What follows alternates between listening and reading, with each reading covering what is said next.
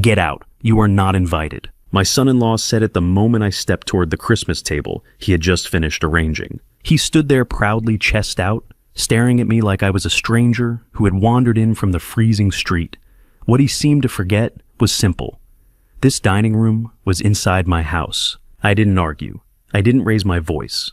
I simply set the roasting pan down and looked around the room for a moment. After 4 years of watching my daughter and her husband treat me like their personal bank account, I realized something that night. Christmas dinner was about to change in a way they never expected. I'm truly grateful you're here with me. Before the story continues, tell me in the comments where you're listening, from your city or country. I love seeing how far these stories travel. Also, please note that some elements have been slightly dramatized for storytelling and learning purposes. Any similarity to real names or places is purely coincidental, but the message behind this story truly matters. The heavy silver roasting pan pressed hot against the thick fabric of my oven mitts as I carried it carefully across the kitchen. I had spent the entire morning preparing the prime rib slow, roasting it, basting it, seasoning it with rosemary, garlic, and cracked black pepper, the same way my late wife used to do every Christmas. The scent filled the entire house, rich and comforting, the kind of smell that once meant laughter, warmth, and family gathered together. For a moment, standing there in the quiet kitchen, I allowed myself to believe this Christmas might feel normal again. I pushed open the swinging wooden door that separated the kitchen from the formal dining room and stepped through carrying what should have been the centerpiece of the evening. What I walked into was not warmth. It was hostility. My mahogany dining table, an enormous piece I had purchased 30 years earlier, after receiving my biggest promotion at the engineering firm, was completely surrounded. Every chair was occupied. 12 seats, 12 people. But not one of them had been invited by me. My son-in-law had filled the room with his family. His parents, his 2 brothers, their wives. They were already halfway through dinner preparations without me. Someone had opened the wine cellar earlier because 2 expensive bottles of red wine sat uncorked on the table. The deep burgundy liquid swirled in crystal glasses as they laughed loudly and tore apart the warm bread rolls I had baked earlier that afternoon. The scene felt less like a Christmas gathering and more like strangers celebrating inside a house they had decided belonged to them. I paused at the head of the table. That seat had always been mine, not out of ego, simply because it was the natural place for the host to sit. But now Declan's father occupied it. He leaned back comfortably, swirling his wine glass with a smug expression that suggested he had already claimed the throne. No one moved. No one stood. No one offered to clear space so I could set down the heavy pan in my hands. For several long seconds, I simply stood there, holding 30 pounds of hot roasted meat, while the room buzzed with conversation that slowly began to fade as people noticed me. Declan noticed first. He was 36 years old, tall and broad-shouldered, wearing a carefully fitted wool sweater that I knew was far outside the limits of his unstable income. He pushed his chair back and stood slowly wiping his mouth with a linen napkin, as if I had interrupted something important. Then he stepped directly into my path. He didn't offer to help. He didn't say Merry Christmas. He didn't even glance at the pan I was carrying. Instead, he folded his arms across his chest and stared at me with open contempt. It was the kind of look a man gives someone he considers beneath him. He blocked the space between me and the table, forcing me to stop. Then he said the words that shattered any illusion that this was still my family. "Get out." His voice was calm, but loud enough for everyone at the table to hear. "You are not invited to sit with us," he continued. "This is a private family dinner. We don't have any room for you here." The dining room went silent.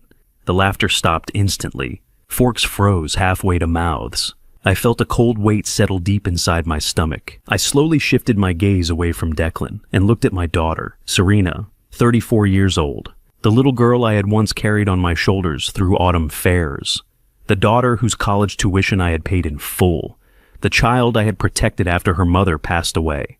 I waited. I waited for her to stand up. I waited for her to tell her husband to stop. I waited for her to say something, anything that acknowledged what had just happened. Serena did nothing. She kept her head lowered, staring at the intricate pattern on her porcelain dinner plate, as if it had suddenly become fascinating. Her hand trembled slightly as she lifted her wine glass and took a slow sip. She refused to look at me. Her silence spoke louder than any words could have. This wasn't hesitation. This wasn't shock. This was agreement.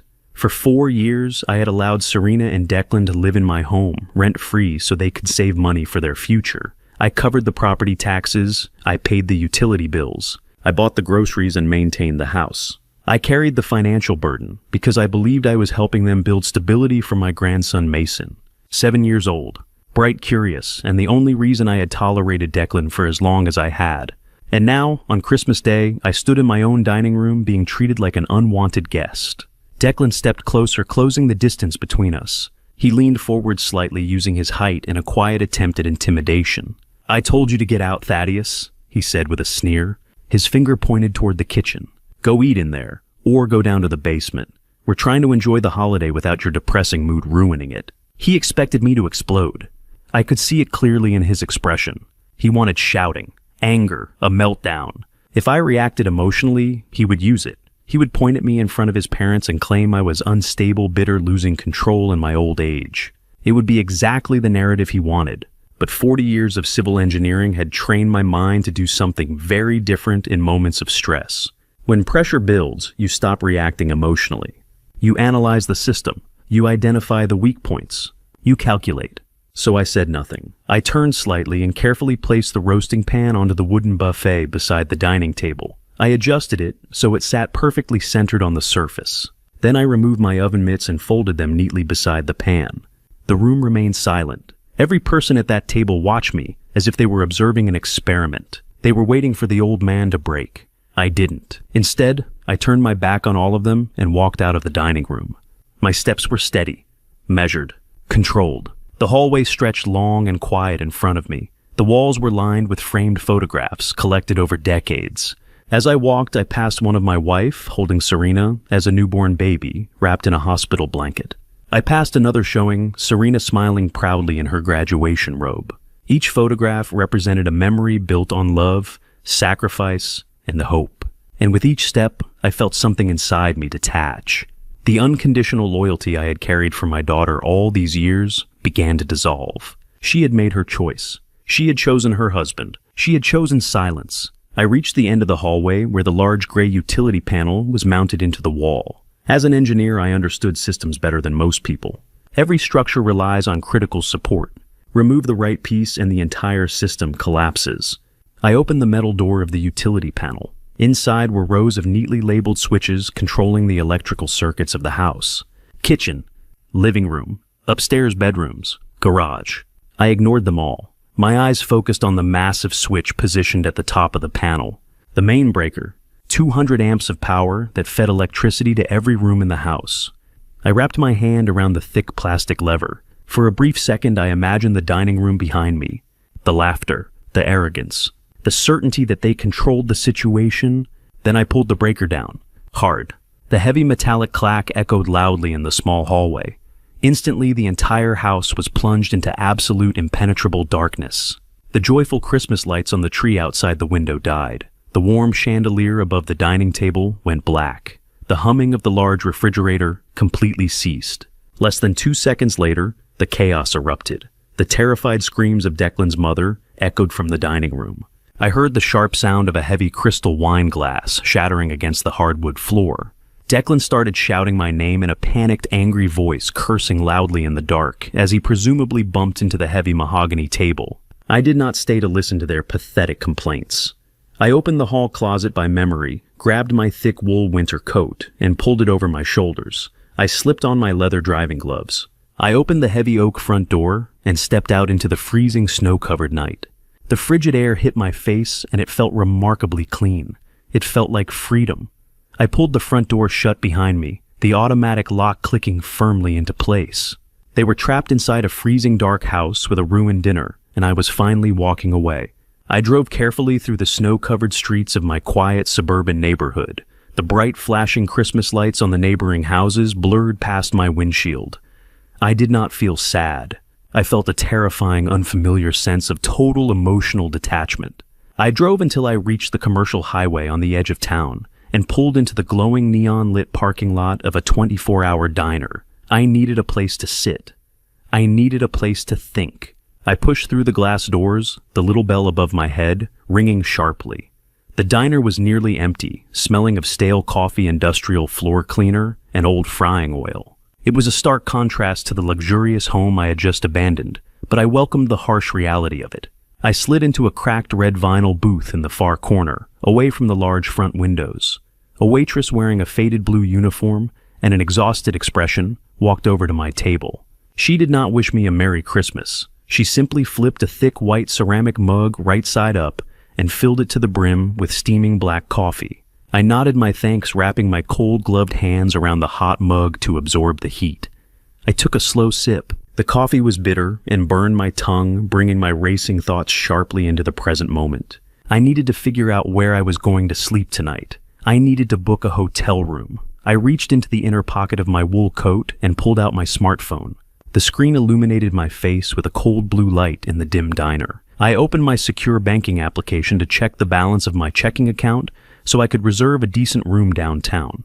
The application requested my fingerprint authentication. I pressed my thumb against the screen. The small loading circle spun for a few seconds before displaying my financial dashboard. I scrolled past my basic checking account, which had a normal balance of a few thousand. My eyes drifted down to the section labeled Primary Emergency Savings. My heart completely stopped beating in my chest. The breath rushed out of my lungs in a sharp, painful gasp. The number glowing on the screen made absolutely no sense. The emergency savings account should have contained exactly $80,000. It was a very specific number. That money was not just a generic rainy day fund. It was the exact amount of the life insurance payout I had received after my beautiful wife passed away from aggressive cancer 5 years ago. I had sworn a silent oath to her memory that I would never touch a single penny of that money for my own needs. That $80,000 was sacrosanct. It was securely locked away, intended to be a complete debt-free college fund for my grandson Mason. It was my wife's final gift to the future of our family. The screen in front of me displayed a current available balance of $0. I blinked rapidly, rubbing my tired eyes, assuming my vision was blurring from the stress of the evening, or the poor lighting in the diner. I pulled the phone closer to my face. The number remained completely unchanged. 0. The money was entirely gone. A cold sweat broke out across the back of my neck. My engineering mind instantly rejected the concept of a computer error. Banks do not simply misplace $80,000. I quickly tapped the screen, forcing my trembling finger to open the detailed transaction history for the savings account. The history loaded immediately. There was only one recent transaction listed. Yesterday morning, at exactly 9:15 in the morning, a massive outgoing wire transfer had been initiated and successfully completed. The entire $80,000 had been moved in a single devastating sweep. I stared at the details of the transfer. The receiving party was not a recognizable bank or a standard investment firm. The money had been wired directly into the account of a commercial title and escrow company located 2 towns over. The heavy, suffocating weight of realization crashed down upon me right there in the lonely diner booth. The disgusting incident at the Christmas dinner table just an hour ago. Declan aggressively blocking my path. Declan yelling at me to get out of the room. Declan trying to humiliate me in front of his entire family while my daughter sat silently by. It was not just an act of spontaneous drunken cruelty. It was a meticulously calculated distraction. Declan had provoked a massive emotional fight, hoping I would be too distressed, too angry, or too heartbroken to look at my financial applications during the long holiday weekend. Declan had not just insulted me, he had actively robbed me. He had stolen the legacy of my dead wife. He had stolen his own son's future. And he was currently using my money to fund some kind of massive real estate transaction behind my back. The Christmas eviction was just smoke and mirrors. The real war was happening in the shadows, and my son-in-law had just fired the opening shot. I sat perfectly still in the vinyl booth, staring at the 0 balance on my screen. The cold detachment I had felt while shutting off the power to the house vanished, replaced by a terrifying burning inferno of absolute rage. Declan thought he was dealing with a weak, tired old man who would simply cry and accept defeat. He had no idea that he had just awakened a monster. The game was no longer about a seat at a dining table. The game was about total, uncompromising destruction, and I was going to ensure that Declan Reed lost absolutely everything. The morning after Christmas was bitterly cold. I had spent the entire night sitting upright in a sterile room at a cheap commercial hotel downtown. I did not sleep for a single second. I spent the dark hours staring blankly at the ugly textured ceiling, while my mind systematically constructed a rigid blueprint for absolute retribution. At precisely 6 o'clock in the morning, I walked out into the freezing air and drove my car toward the historic legal district of the city. The streets were completely empty, covered in a thin, dirty layer of gray slush left over from the holiday snowstorm. The bright artificial holiday cheer that had suffocated me the night before at my own dining table was now entirely gone. I appreciated the bleakness of the morning. It perfectly matched the frozen, desolate landscape of my own heart. I pulled my car to the curb in front of an imposing 3-story brick building. I had helped design the structural retrofitting for this exact building 30 years ago. The polished brass plaque bolted to the heavy oak front door read, "Benjamin Foster and Associates." Ben had been my closest confidant and loyal friend for over 4 decades. We had stood beside each other through marriages, the births of our children, and the devastating funerals of our wives. But more importantly, for my current situation, Ben was recognized as one of the most ruthless, brilliant, and deeply feared real estate attorneys in the entire state. I knocked firmly on the thick glass panel of the front door. A moment later, the heavy deadbolt clicked loudly. Ben stood in the doorway wearing a thick gray wool sweater and holding a steaming ceramic mug of black coffee. He had opened his office on a federal holiday entirely because of the brief, deeply unsettling voicemail I had left him at 3 o'clock in the morning. He did not offer a cheerful holiday greeting. He took one look at my exhausted face, stepped aside silently, and motioned for me to come inside the building. The interior of Ben's office smelled heavily of aged paper-worn leather and strong, bitter coffee. We walked straight into his main conference room, a massive space lined from floor to ceiling with heavy, intimidating law books. I took off my heavy winter coat and sat down in a high-backed leather chair at the end of the long mahogany table. Ben sat directly across from me, placing his coffee mug down with a soft thud. He looked me directly in the eyes and instructed me to start from the very beginning. I did not waste his time with emotional complaints or tearful storytelling. I did not cry about my daughter's pathetic cowardice or the intense humiliation I suffered at the dinner table. I spoke with the precise, mechanical, and uncompromising detachment of a senior civil engineer reporting a catastrophic structural failure. I told him about checking my banking application in the diner. I told him about the $80,000 entirely missing from my emergency savings account. I explained clearly that this was not just spare cash. It was the life insurance payout from my late wife's sacred money, completely earmarked to guarantee a debt-free college education for my young grandson. I detailed the exact time, date, and routing numbers of the unauthorized wire transfer to the unknown escrow company. Ben listened carefully to every single word, without interrupting me once. As I laid out the stark facts, I watched his physical posture completely transform. The relaxed, comfortable demeanor of an old friend completely vanished. His shoulders squared, his eyes hardened into cold steel, and his jaw set firmly. He was rapidly shifting into a state of absolute legal aggression. When I finally finished speaking, Ben remained perfectly silent for a long moment, tapping his index finger rhythmically against the polished wood of the conference table. He leaned forward and stated that major banking institutions do not authorize $80,000 wire transfers based on a simple phone call or a stolen digital password. He explained that there had to be a massive foundational legal mechanism already in place, something that allowed Declan to move that amount of wealth without triggering immediate federal fraud alerts. We needed to find the exact source of that legal authority. Ben stood up abruptly and walked over to his large executive desk situated at the far end of the room. He woke up his sophisticated dual-monitor computer system. I pulled my chair closer, sitting right beside him, as the bright screens illuminated his deeply focused face. The large office was dead silent except for the rapid, aggressive clicking of his keyboard. Ben bypassed the standard public internet gateways and logged directly into the highly secure, restricted digital portal for the county clerk and property records division. He typed in my full legal name, my social security number, and the exact street address of my property. He told me that we were looking for any official document filed under my name within the last 90 days. The database search engine spun for what felt like an agonizing eternity. My heart hammered heavily against my ribs, echoing in my ears. I watched the green progress bar inch slowly across the bottom of the screen. Finally, the system populated a dense list of official registered documents. Ben scanned through them quickly. Most of them were very old and completely harmless. He saw the original deed to my house from 30 years ago. He saw the official mortgage payoff certificate I had proudly filed a decade ago. But at the very top of the list, automatically highlighted in bright yellow by the system, was a completely new entry. The filing date stamped on the document was exactly 14 days ago. It was a Monday. I remembered that specific day perfectly, because Declan had generously offered to take my car to the mechanic to get the oil changed, effectively leaving me stranded and alone at the house for several hours. He had created the perfect window of opportunity.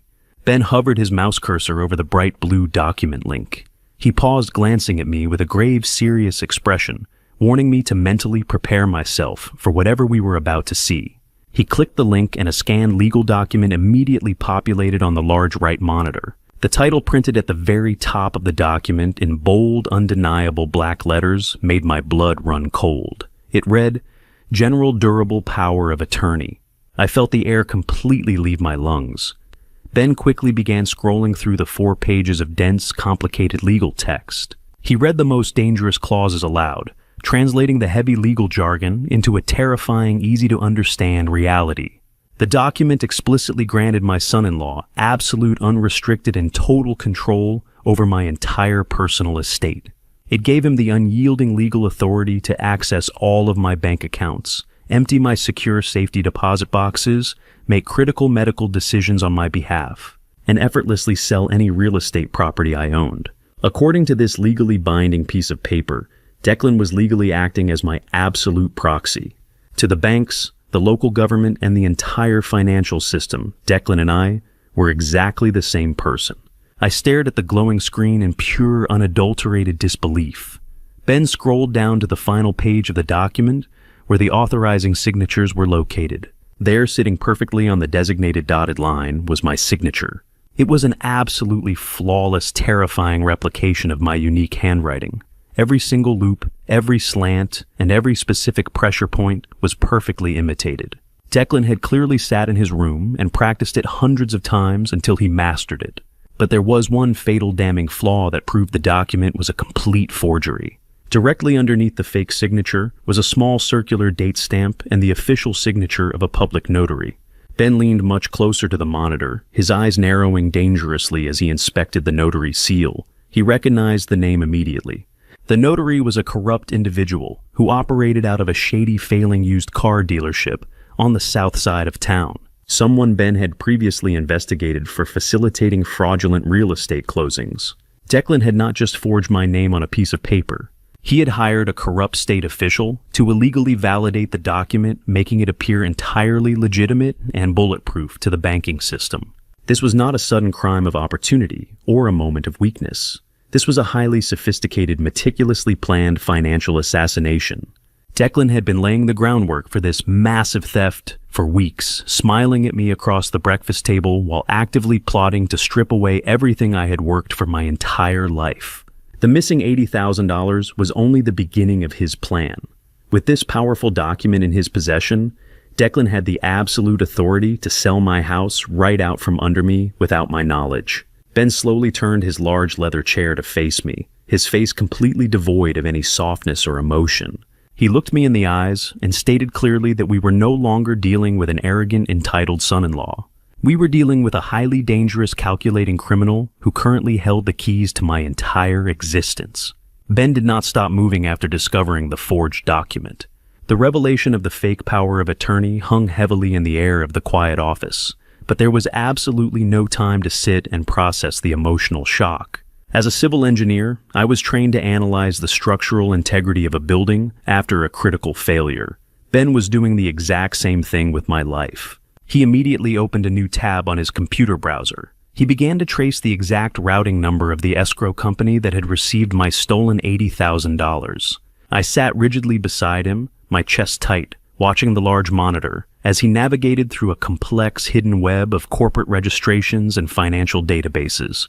He typed furiously, his jaw clenched tight in anger. He explained to me in a low, steady voice that criminals often use anonymous shell companies to hide stolen funds, hoping to create a maze that the authorities cannot quickly follow. But Declan was not a sophisticated criminal mastermind. Declan was an arrogant, greedy amateur who genuinely believed he was smarter than the entire legal system. Ben accessed the official state business registry and ran a comprehensive search on the escrow company name listed on my bank statement. Within seconds, the system provided a direct hit. The company was completely legitimate. It was a high-profile brokerage firm that primarily handled multi-million-dollar real estate transactions in the downtown financial district. Ben then logged into a highly secure specialized real estate database that senior lawyers use to track pending property transfers before they are made available to the general public. He meticulously cross-referenced the escrow company with the legally registered name of my son-in-law. I watched closely as a long list of commercial properties and residential estates flashed rapidly across the screen. Ben filtered the search results by pending transactions scheduled for this current month. The system paused for a brief agonizing moment, calculating the vast amount of data. Then a single highly detailed property listing appeared on the right monitor. Ben leaned back in his heavy leather chair, rubbing his chin thoughtfully. He pointed a steady finger at the screen and told me that we had just found exactly where my grandson's stolen college fund had gone. I leaned forward and looked at the vivid, high-definition photographs dominating the top half of the screen. It was a massive, incredibly modern luxury condominium located in the most expensive exclusive skyscraper in the downtown commercial district.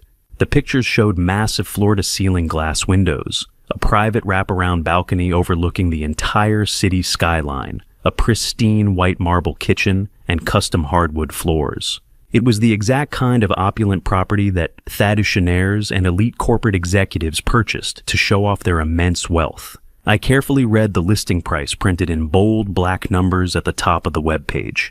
It was $1.2 million.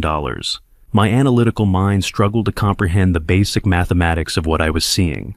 Declan was a mid-level marketing manager. He drove a leased car. He complained constantly about the cost of groceries. He could barely afford to pay his own basic credit card bills without constantly asking my daughter to beg me for a temporary loan. He had absolutely no financial capacity to purchase $1 million property, nor would any legitimate bank ever approve him for a mortgage of that massive size.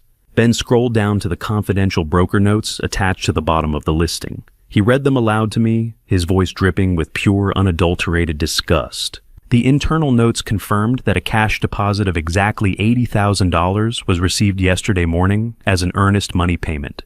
This payment was made specifically to secure the condominium and immediately take it off the public market. The primary buyer was listed as Declan Reed. Declan had stolen the sacred life insurance money my late wife had left behind and immediately used it as a down payment to buy himself a millionaire lifestyle. But an $80,000 deposit was only a tiny fraction of the total purchase price. Declan still needed well over $1 million in pure cash to actually close the deal and take physical possession of the luxury condominium. I looked at Ben completely bewildered by the sheer scale of the financial mechanics and asked him how Declan planned to secure the rest of the massive funds. Ben did not answer me immediately. His eyes darkened with a terrifying realization. He turned back to his computer keyboard, his fingers flying across the keys with a renewed, almost violent intensity. Ben opened another portal this time, logging directly into the Municipal Property Tax and Deed Registry database. He typed in the exact street address of my own home, the beautiful 4-bedroom house I had built with my own 2 hands 40 years ago. He hit the search button with a heavy strike of his finger. The screen refreshed instantly, displaying the official tax records and the current legal status of my residential property. A bright red banner stretched completely across the top of my property file. The banner read, "Pending Sale." I felt the warm blood completely drain from my face. My stomach twisted into a painful, nauseating knot that made it difficult to breathe. Ben clicked on the red banner to open the attached commercial sales contract. The digital document loaded, slowly revealing a massive, legally binding real estate transaction. My family house was not being sold to another young family looking to build a life. It was being sold to a massive, aggressive corporate development firm that specialized in buying old properties, demolishing them completely, and building high-density luxury townhouses in their place. I stared in absolute paralyzing horror at the purchase price listed on the second page of the contract, $800,000. The corporate buyer was paying entirely in liquid cash to expedite the process, and the person listed as the authorized seller, utilizing the forged power of attorney to completely bypass my knowledge and legal consent, was Declan. He had literally sold my family home. He had sold the sacred place where my wife and I had raised our only daughter. He had sold the living room, where we celebrated countless birthdays, the backyard, where I taught my grandson how to throw a baseball. The very walls that held every single precious memory of my entire adult life. He had sold it all to a soulless, faceless corporation to be mercilessly bulldozed into the dirt. The sickening puzzle pieces finally snapped together in my mind, creating a picture of pure evil. Declan was using the $800,000 cash payout from the sale of my house to fund the remaining balance of his luxury downtown condominium. He planned to render me completely homeless, steal my entire net worth, and live like a king in a glass tower using my money. The sheer magnitude of his betrayal was almost impossible to process. Ben scrolled silently to the very bottom of the commercial sales contract, searching for the agreed-upon dates of execution. He stopped scrolling and highlighted a single line of text in bright blue. He pointed his silver pen directly at the screen, tapping the glass monitor to ensure I understood the urgency. The official closing date for the sale of my house was listed as December 31st. Today was December 26th. I stared at the date on the screen, the terrifying gravity of the situation crushing down on my chest like a physical weight. We had exactly 4 days. In exactly 4 days, the corporate developers would wire $800,000 into a bank account controlled entirely by my son-in-law. He would then instantly transfer those stolen funds to the downtown escrow company to finalize the purchase of his luxury condo. In 4 days, I would legally lose ownership of my home. I would lose my life savings, and I would be left wandering the freezing streets with absolutely nothing to my name. Declan had timed everything perfectly. He had planned this massive financial assassination around the chaos of the holiday season, knowing full well that banks' law offices and government buildings operated on heavily limited schedules. He knew people would be distracted by family gatherings and holiday shopping. He thought his master plan was completely flawless. He thought he had successfully trapped a weak, helpless old man who would be too confused and heartbroken to fight back. But Declan made one critical, fatal miscalculation in his grand design. He left me alive. I looked away from the computer monitor and looked directly into the eyes of my oldest friend. I did not feel any fear anymore. The initial shock and the deep emotional pain had completely burned away, leaving behind nothing but a cold, absolute, and unyielding resolve. I told Ben that we had 4 days to build a trap that Declan could never escape. The drive back to my neighborhood felt completely different than the escape the night before. I was no longer a confused, heartbroken father fleeing a ruined holiday dinner. I was a man returning to an active war zone, carrying the absolute certainty of my enemy's destruction. I pulled my car into the driveway of my property. The bright exterior security lights were blazing against the dark winter sky. The warm, inviting glow of the living room lamps spilled out across the thick layer of snow on the front lawn. Declan had obviously found the main breaker panel and restored the electrical power to the house shortly after my departure. The house looked perfectly normal, from the outside a picture of quiet suburban peace. But I knew the foundation was entirely infected with rot. I turned off the engine and sat in the cold car for a long moment, steadying my breathing and forcing my racing heart to slow down. I had to perfectly play the role of the defeated old man. I had to let them believe their master plan was working flawlessly, so they would not panic and change their timeline. I grabbed my house keys, walked slowly up the front steps, and unlocked the heavy oak door. The warm air of the hallway hit my face, carrying the stale, lingering smell of spilled red wine and cold roasted meat from the disastrous dinner party. The house was unnervingly quiet, a stark contrast to the shouting I had left behind. I took off my heavy winter coat and hung it carefully on its designated hook in the front closet. I did not call out to announce my arrival. I did not want to speak to anyone. I simply started walking toward the kitchen to get a glass of water, hoping to slip into my bedroom unnoticed. I did not even make it past the wide living room archway before Declan stepped out from the shadows of the staircase. He had clearly been waiting for me to return. He wore a crisp white dress shirt and dark tailored slacks, looking incredibly smug and self-assured. He stepped directly into the center of the hallway, crossing his muscular arms over his chest, adopting the exact same physically intimidating posture he had used the night before at the dining table. But this time, there was no audience of extended family members to perform for. It was just the two of us standing in the quiet house. Declan did not waste his time with pleasantries or fake apologies. He stepped closer to me, aggressively invading my personal space. He pointed a long, accusing finger directly at my chest. He told me that my little electrical stunt last night had completely ruined his mother's holiday experience. He said his parents had been forced to leave the house early because the rooms were freezing cold, and he was absolutely furious about the deep embarrassment I had caused him. I looked at him with a blank, unreadable expression, letting my silence stretch out to make him uncomfortable. My total lack of a verbal response only fueled his arrogant anger. Declan leaned down, bringing his face mere inches from mine, and lowered his voice into a vicious, deeply threatening whisper. He told me that I was clearly losing my mind in my old age. He said my memory was rapidly failing, and my erratic behavior was becoming completely dangerous to the safety of his family. He promised me that if I ever tried another pathetic stunt like shutting off the power again, he would make one single phone call to a state medical board. He threatened to have me officially declared legally incompetent by a corrupt doctor of his choosing. He smiled a cruel, cold smile and told me he had already picked out a state-funded low-income nursing facility 2 towns over. He described it in brutal detail as a miserable place where they lock the heavy metal doors from the outside and ignore the elderly patients for hours at a time. He said he would drop me off at their front desk, sign the admission papers, and never visit me again for the rest of my life. Declan desperately wanted a fight. He wanted me to scream to loudly deny his terrifying accusations, or to break down crying and beg him not to lock me away in a medical facility. He was actively trying to manufacture a documented history of mental instability to easily justify the forged power of attorney he was already using to steal my entire life. I knew exactly what twisted game he was playing, and I completely refused to participate in his trap.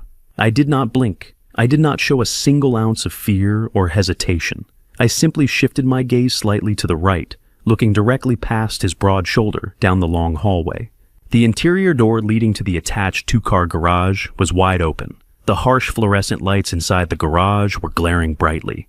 Stacked neatly against the far concrete wall were dozens of heavy-duty brown cardboard moving boxes. Several of them were already sealed tightly with thick, clear packing tape. I could clearly see my own handwriting on the side of a large blue plastic storage bin sitting next to the growing wall of boxes. It was the specific bin containing my late wife's fragile porcelain collection and my old engineering college textbooks. Declan was not just secretly planning to sell the house on December 31st. He was actively packing my entire physical life into cardboard boxes while I was out of the house meeting with my lawyer. He was meticulously erasing my presence from the property, preparing to throw my precious memories into a cheap rental storage unit or a garbage dumpster, the exact moment the corporate developers wired the $800,000 into his stolen bank account. The sheer breathtaking audacity of his actions was almost difficult to comprehend. He truly thought I was entirely oblivious to the massive trap closing around my neck. I slowly looked back into Declan's dark eyes. I gave him a weak, tired, and deeply submissive nod, perfectly playing the part of a broken, exhausted elder who had finally surrendered to a much stronger predator. Declan smirked widely, visibly satisfied with his perceived victory over me, and stepped aside to let me pass through the hallway. I walked slowly past him toward the kitchen, my heart pounding against my ribs with a cold, highly controlled fury. As I reached the marble kitchen island, I heard soft, hurried footsteps rushing up behind me. I turned around and saw my daughter Serena. Her eyes were bright red and heavily swollen from hours of crying. She looked terrible and exhausted, wearing an oversized gray sweater and clutching a crumpled white tissue in her trembling hands. She looked quickly over her shoulder into the hallway to ensure Declan was no longer standing there listening before she stepped very close to me. She reached out and grabbed my forearm, her grip surprisingly tight and desperate. Fresh tears spilled over her eyelashes and ran down her pale cheeks. She begged me in a frantic, breathy whisper to just listen to Declan and do whatever he said. She pleaded with me to stop fighting him, to stop causing unnecessary tension in the house, and to just blindly cooperate with whatever changes he demanded over the next few days.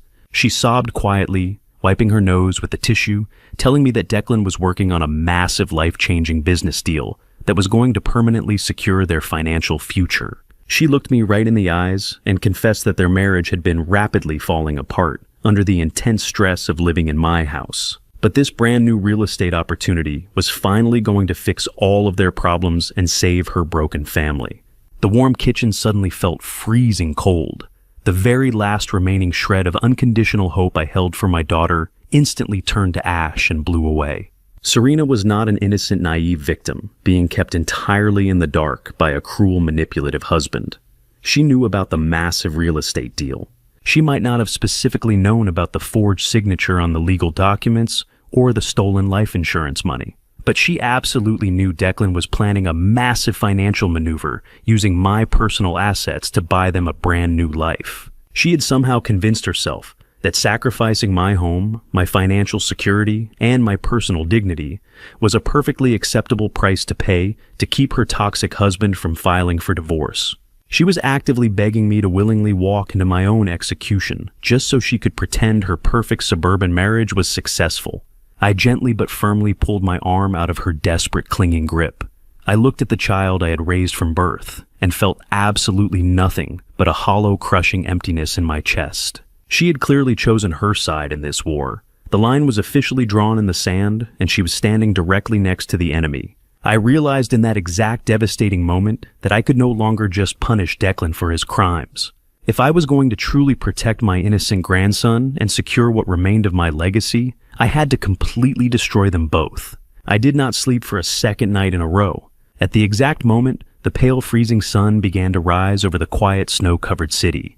The next morning, I was already sitting in the heavy leather guest chair inside Ben's private law office. I had called his personal cell phone during my short drive over from the house and recounted every single terrifying detail of the confrontation in the dark hallway. I told him about the massive stack of heavy brown cardboard moving boxes sitting in my own garage. I described the specific blue plastic storage bin that held my late wife's fragile porcelain collection, a collection Declan was carelessly preparing to throw away. Most painfully, I told him about the pathetic, desperate tears of my own daughter, as she actively begged me to simply surrender my entire life and my personal dignity to her husband. I told him how Serena had chosen to protect her failing marriage over my safety. Ben was absolutely furious when I finished the story.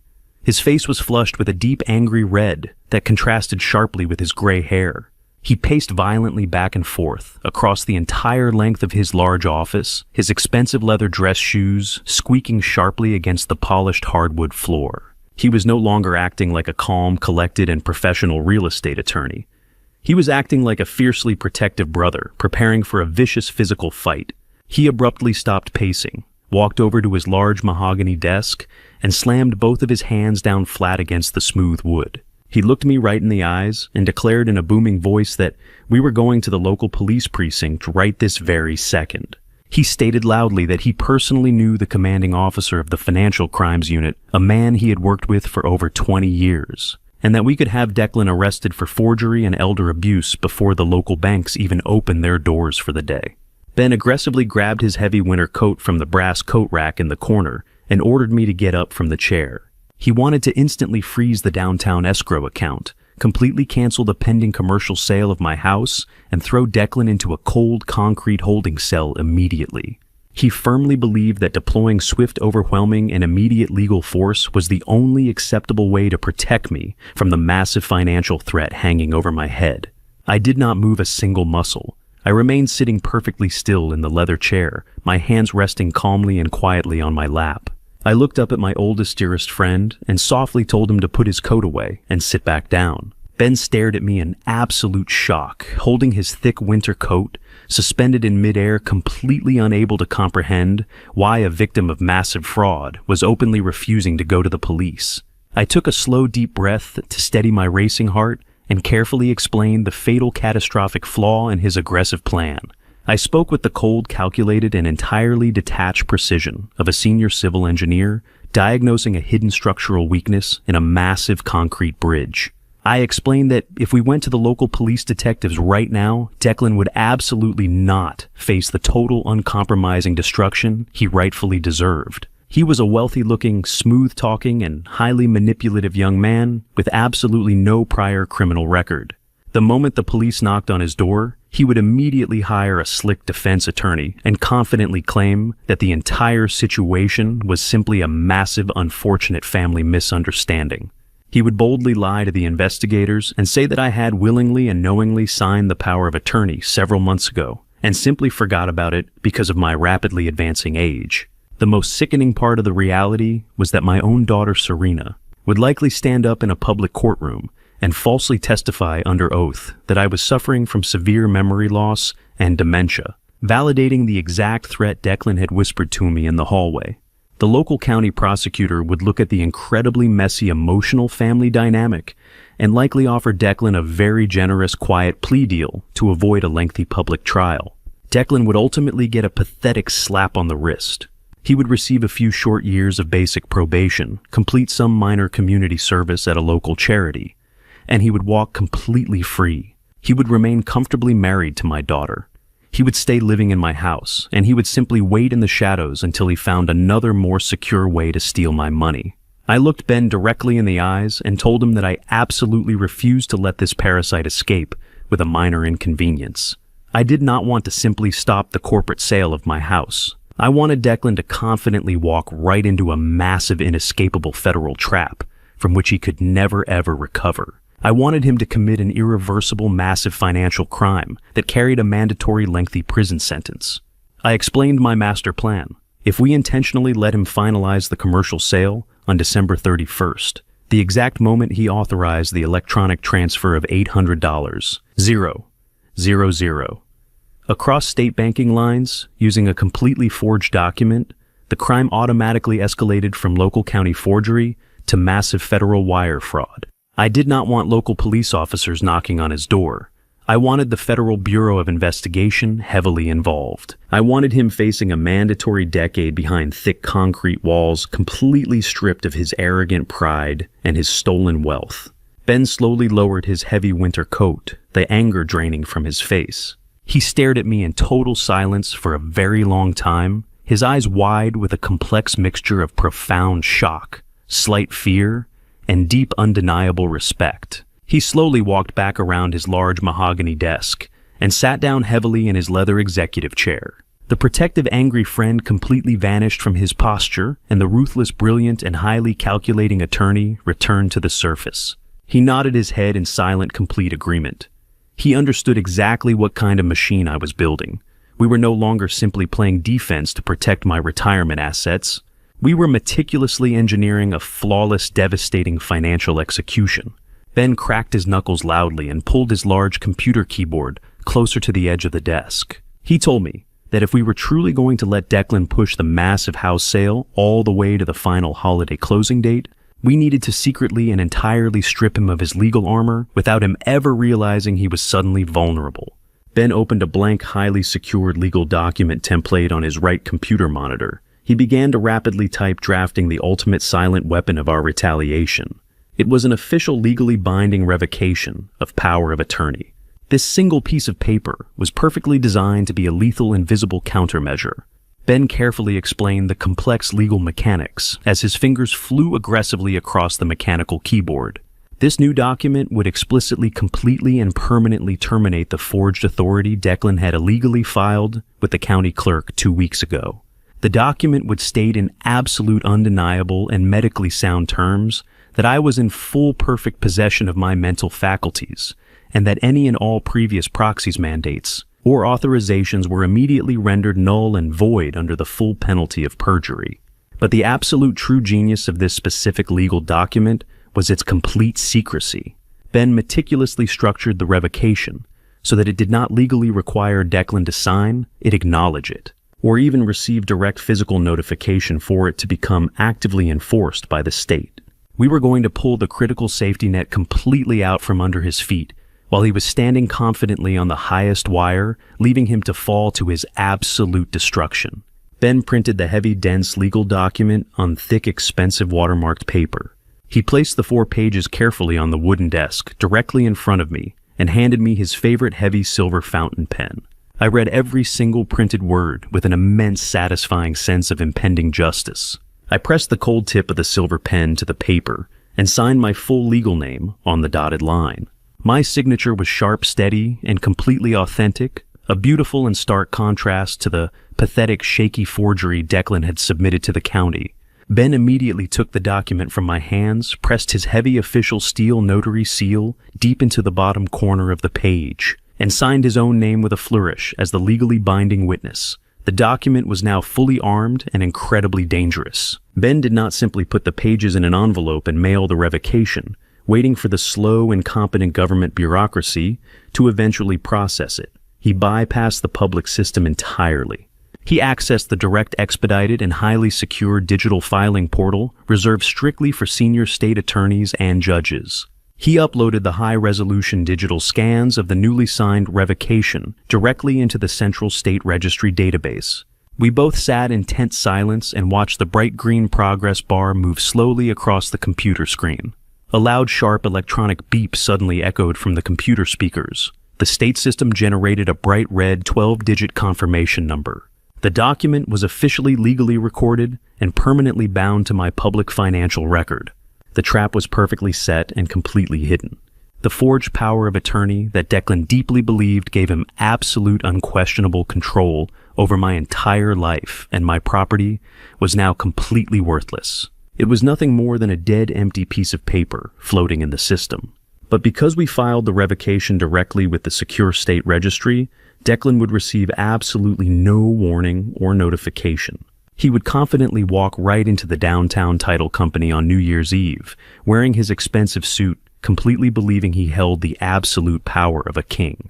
He would be totally unaware that he was legally nothing more than a common, desperate criminal committing a massive federal offense on high-definition security cameras. I leaned back in the comfortable leather chair, feeling a dark cold, an entirely unfamiliar smile touched the corners of my mouth. The board was perfectly set. The pieces were moving exactly where I wanted them to go.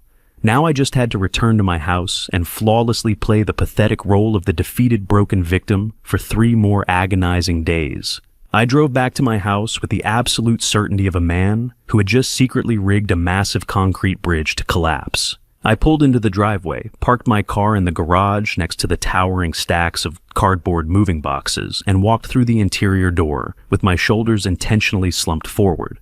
I let out a long, heavy sigh that echoed loudly in the quiet hallway, perfectly broadcasting my manufactured despair to anyone listening. I walked straight up the carpeted stairs to my master bedroom, making sure my footsteps sounded incredibly heavy, slow, and entirely tired. I went to the very back of my deep walk-in closet and pulled out a battered, faded brown leather suitcase that I had not used in over a decade. I carried it like it weighed 100 pounds, placed it gently on the center of my large bed, and unzipped it with visibly trembling hands. I walked over to my heavy oak dresser and began pulling out thick winter sweaters, plain cotton shirts, and a few pairs of simple trousers. I folded them slowly, deliberately, acting like a man whose entire spirit and will to live had been completely crushed into fine dust. I made absolutely sure the bedroom door remained wide open to the hallway. I needed a captive audience for this pathetic performance. I needed my son-in-law to walk past that door and see with his own 2 eyes that his cruel threats from the night before had successfully broken my resistance. I packed a small, worn leather toiletry bag with my shaving kit, my toothbrush, and my daily blood pressure medication. Every single slow, agonizing physical movement was a carefully calculated lie. Inside my mind, I felt incredibly sharp, highly energized, and completely dangerous. But on the outside, I was perfectly portraying a sad, confused 66-year-old man, preparing to be discarded by his own family like a bag of worthless garbage. It did not take very long for the predator to smell the blood in the water. Within 20 minutes, I heard the arrogant, heavy footsteps of my son-in-law marching down the upstairs hallway. Declan stopped directly in the open doorway of my bedroom. I did not look up from my task. I kept my eyes focused downward on the faded brown suitcase, slowly and methodically, smoothing out the wrinkles in a gray wool sweater. I heard the sharp, distinct clinking of ice cubes against heavy crystal. Declan was casually drinking a large glass of my most expensive aged single malt scotch, openly celebrating his twisted victory in the middle of the afternoon. He leaned comfortably against the wooden doorframe, took a slow, highly exaggerated sip of the stolen liquor, and let out a dark, mocking chuckle. He told me that he was genuinely glad to see I had finally decided to be reasonable and accept the harsh reality of my situation. He stated that my decision to start packing early was very mature, completely ignoring the horrifying fact that he was forcing me out of my own home under the threat of being locked in a secure medical ward. He took another long drink of the expensive scotch and arrogantly suggested that I should only pack my absolute basic necessities. He reminded me with a cruel cold smile playing on his lips that the low-income state facility he had selected for me had extremely limited closet space. He actually had the sheer, breathtaking audacity to tell me that I would not need my nice tailored suits or my expensive leather dress shoes anymore, because my brand new life would consist entirely of sitting in a plastic chair staring at a blank television screen all day. I forced my hands to shake slightly as I placed another folded shirt into the suitcase. I softly told him that I understood perfectly. I kept my voice weak, entirely devoid of any anger, resentment, or resistance. Declan smiled a wide, deeply predatory smile, completely intoxicated by his absolute perceived power over my entire existence. Suddenly, the sharp melodic ringing of the front doorbell echoed loudly through the large house. Declan immediately straightened his posture, his smug smile shifting rapidly into a look of serious, aggressive business confidence. He quickly swallowed the rest of the expensive scotch, placed the empty crystal glass carelessly on my antique hallway console table, and practically ran down the stairs to open the door. I completely stopped pretending to pack the suitcase. I walked silently out of my bedroom and stood quietly in the dark shadows at the very top of the wooden staircase, looking directly down into the brightly lit front foyer. Declan swung the heavy oak front door open to reveal 3 men dressed in sharp, meticulously tailored business suits and thick black wool overcoats. They were the corporate real estate developers. They did not look like men who cared about precious family memories or beautiful suburban architecture. They looked like cold, highly efficient financial predators looking for their next profitable meal. Declan greeted them with excessive, almost embarrassing enthusiasm, shaking their hands vigorously and welcoming them into the house as if he had personally built the foundation with his own 2 hands. He loudly invited them to take a final comprehensive walkthrough of the entire property before the fast-approaching holiday closing date. The lead developer, a tall man with sleek silver hair and a completely humorless expression, stepped inside the foyer and immediately began pointing at the interior walls. He did not admire the custom woodwork or the expensive imported light fixtures I had installed for my late wife. He turned to his younger associates and started casually discussing which structural load-bearing walls needed to be completely demolished first. He talked loudly about tearing up the massive ancient oak trees in the front yard to make room for a paved concrete parking lot for the new construction. They were actively mercilessly dissecting my beloved family home right in front of my eyes, treating my entire life's work like nothing more than an annoying physical obstacle standing in the way of their new luxury high-density townhouse project. I stood perfectly still in the shadows of the upper hallway, carefully controlling my breathing, watching the disgusting display of unchecked corporate greed happening in my own living room. Declan walked closely beside the lead developer, eagerly answering all of their structural questions and nodding his head repeatedly like an obedient, desperate dog. After 20 agonizing minutes of aggressively measuring the downstairs rooms, tapping on the drywall, and taking bright digital photographs of the property, the group returned to the main foyer right at the bottom of the stairs.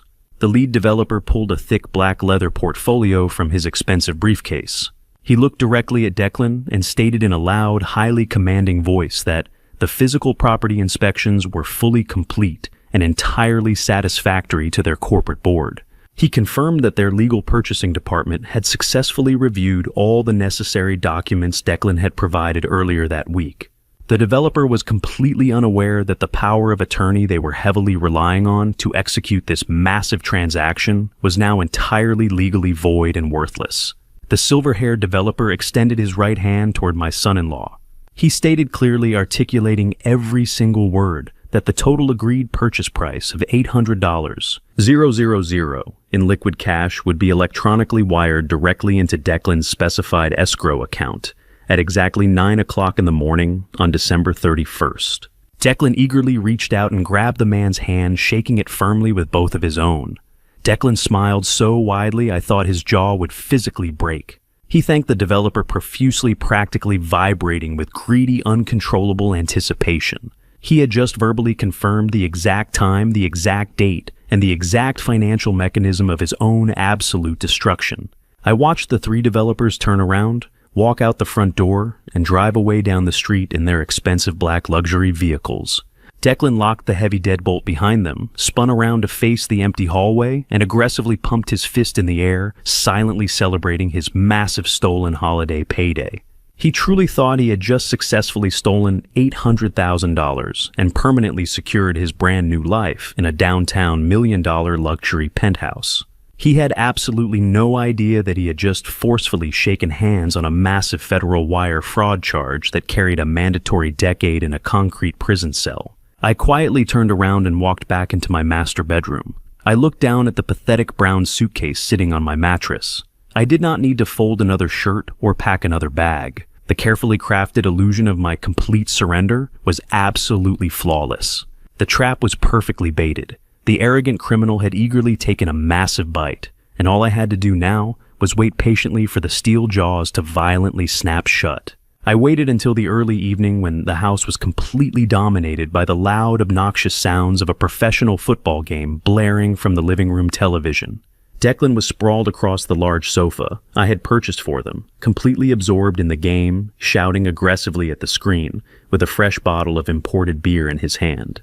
I used his distraction to quietly slip out through the heavy wooden back door. I walked silently down the dark, snow-covered alleyway, running behind our suburban street, my boots crunching softly against the frozen ice. I got into my car, which I had purposefully parked 2 blocks away from my property earlier that afternoon. I could not risk Declan looking out the window, seeing my vehicle leaving the driveway, and getting suspicious about my movements during my supposed period of quiet surrender. 48 hours earlier, right after Ben and I had discovered the $1 million luxury condominium listing on his office computer, I had gone to a completely separate local bank where I maintained a small private checking account. I had withdrawn several thousand in untraceable cash. I used that money to immediately hire a highly recommended and incredibly discreet private investigator. I needed to know exactly what Declan was doing at that massive downtown property. I drove slowly through the freezing city streets, carefully navigating toward a dimly lit and entirely empty concrete parking garage located on the far east side of the commercial financial district. The air inside the structure was freezing cold, and the thick concrete walls echoed with the low, distant hum of city traffic. A dark gray sedan was parked in the very back corner of the second level, completely hidden from the main street view. I pulled up slowly and parked my car directly next to it, keeping my headlights turned off. A tall man wearing a dark wool peacoat stepped out of the sedan and quickly slid into the passenger seat of my car. His name was Lawrence. He was a retired state police detective who now made a very lucrative and quiet living, exposing the dark and heavily guarded secrets of wealthy corporate executives. He did not waste any time with polite introductions or warm holiday greetings. He carried a thick, heavy manila envelope in his dark, leather-gloved hands. He reached up and turned on the small overhead dome light in my car, illuminating the tight, freezing space with a harsh, unforgiving yellow glow. He looked at me with a deeply sympathetic and heavy expression, a specific look that instantly made my stomach drop into my shoes. He told me that he had been maintaining uninterrupted physical surveillance on my son-in-law and the downtown luxury condominium building for the past 2 full days. He took a slow breath and warned me to mentally brace myself before he opened the package. Before I reveal what was inside that envelope, comment the number 7 below, so I know you're still here with me in this story. Your support means more than you think. And just a quick note, parts of the next section include dramatized elements created for storytelling and reflection. If that's not something you enjoy, feel free to stop watching here. Lawrence slowly unwound the red string sealing the manila envelope and pulled out a thick stack of glossy, high-resolution surveillance photographs. He laid the first few pictures out across the center console of my car, smoothing them down with his gloved hand. The images were incredibly clear, taken with a highly sophisticated telephoto lens. The first photograph showed the massive towering glass front doors of the luxury condominium building. Declan was standing perfectly in the center of the frame, wearing his expensive tailored winter coat. He looked incredibly happy, flashing his bright, arrogant, and highly confident smile. I stared at the image, my mind desperately trying to make sense of the situation. I fully expected the next photograph to show him walking into the beautiful building with a professional real estate agent, perhaps holding a tape measure to plan the dimensions of the living room or sketching out exactly where to put my grandson's heavy wooden toy boxes. I genuinely thought his sickening master plan was simply to ruthlessly steal my money to forcefully upgrade his family's living situation. But as Lawrence silently laid down the second and third photographs, the cold, terrifying reality of the situation crashed over me like a massive tidal wave of freezing water. Declan was absolutely not alone in the pictures. He was standing very close to a young, remarkably beautiful woman. She appeared to be no older than 24 years old, with long, flowing blonde hair, wearing a very expensive designer leather jacket and tall boots. In the third photograph, Declan had his arm wrapped tightly and intimately around her waist, pulling her incredibly close to his body as they walked confidently together through the polished white marble lobby of the luxury building. Lawrence tapped the third photograph with his index finger and began to calmly explain the horrific situation. He told me the young woman's name was Valerie. She was a junior marketing assistant at the exact same corporate firm where Declan currently worked. Lawrence explained in a steady voice that Declan and this young woman had been heavily involved in a secret and deeply intimate romantic affair for the past 8 months. Declan had been quietly funding her luxurious high-end lifestyle, using the various credit cards he constantly forced my daughter to pay off with her own salary. Lawrence continued to place more photographs on the console, each one significantly more devastating and undeniable than the last. There were vivid pictures of Declan and the young woman sitting incredibly close together at an exclusive downtown restaurant, drinking tall glasses of imported champagne and laughing loudly into the night. There were pictures of them walking hand in hand out of a high-end modern furniture boutique located in the wealthy shopping district. Lawrence pointed his finger to a specific highly detailed photograph, showing Declan aggressively signing a digital delivery clipboard held by a tired moving truck driver. Lawrence explained that Declan was currently having tens of thousands of dollars worth of brand new custom-built Italian furniture delivered directly into the luxury condominium penthouse. He was heavily furnishing the massive, beautiful suite to the exact demanding specifications of his young mistress. I stared at the glossy photographs, my bare hands gripping the cold leather steering wheel of my car so tightly that my knuckles turned completely white and my joints ached with pressure. I desperately scanned the images looking for any sign or any tiny hidden detail that indicated Declan was making space for his actual family. I looked at Lawrence and asked him, my voice barely a rough whisper, if there was any evidence of a child's bedroom being prepared, or any indication that my daughter Serena was ever brought to the property to see it. Lawrence shook his head slowly, his eyes filled with quiet pity. He stated with absolute heartbreaking certainty that there was absolutely no room for a 7-year-old boy in that modern penthouse. He told me he had legally accessed the building's internal security registry database earlier that morning.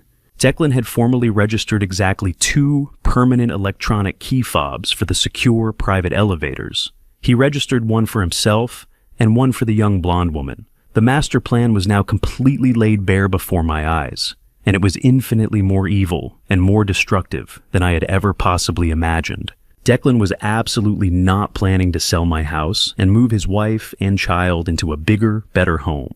He was planning to steal the massive $800,000 cash payout from the corporate developers, successfully finalize the purchase of the luxury condo entirely for himself and his mistress, and completely vanish into the city.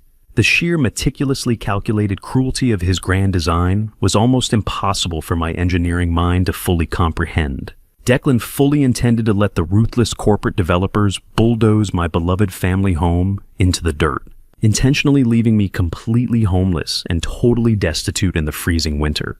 But he also fully intended to completely abandon his own loyal wife and his innocent young son without a single penny to their names. Serena had been standing right in front of me in my warm kitchen just yesterday, sobbing heavily and begging me to blindly cooperate with Declan because she genuinely believed this massive real estate deal was going to permanently save their failing marriage. She was completely blind to the terrifying fact that her husband was actively using her as a disposable human shield while he meticulously built his luxurious escape pod. He was going to leave her standing completely alone in the snow on New Year's Day, with absolutely nothing but a shattered heart and a mountain of unpaid debt. I felt a deep, powerful, and entirely consuming surge of pure adrenaline flood my veins, entirely replacing the cold shock with a burning, unyielding fury. I carefully gathered the large stack of glossy photographs, placed them gently back inside the heavy manila envelope, and securely wrapped the red string around the paper clasp. I reached into my coat pocket, handed Lawrence the remaining balance of his payment in thick cash bills, and thanked him sincerely for his incredible vital work. He simply nodded, his head stepped out of my car, and disappeared completely into the dark shadows of the concrete parking garage. I sat entirely alone in the quiet vehicle for a long time, resting my hand heavily on the thick manila envelope sitting on the passenger seat. I now held the absolute ultimate weapon. These photographs were the lethal, undeniable ammunition I needed to completely destroy the pathetic illusion of Declan's perfect marriage and absolutely crush his arrogant spirit right in front of my daughter. The evidence was irrefutable, but my mind quickly reminded me of the critical and incredibly dangerous reality of premature detonation. If I drove back to the house right now, kicked open the front door, and violently threw these glossy pictures onto the living room coffee table, the massive emotional explosion would instantly derail the entire legal operation. Declan would completely panic. He would immediately cancel the commercial house sale. He would completely hide my stolen $80,000 in untraceable offshore accounts. And he would entirely avoid committing the massive federal wire fraud that specifically carried the mandatory decade in a concrete prison cell. I had to maintain my absolute agonizing silence. I had to drive back to my house, walk through the front door, look directly into the eyes of the arrogant monster who was actively planning to destroy my entire family, and say absolutely nothing to betray my knowledge. I had to hold this devastating weapon tightly against my chest and time the explosion perfectly.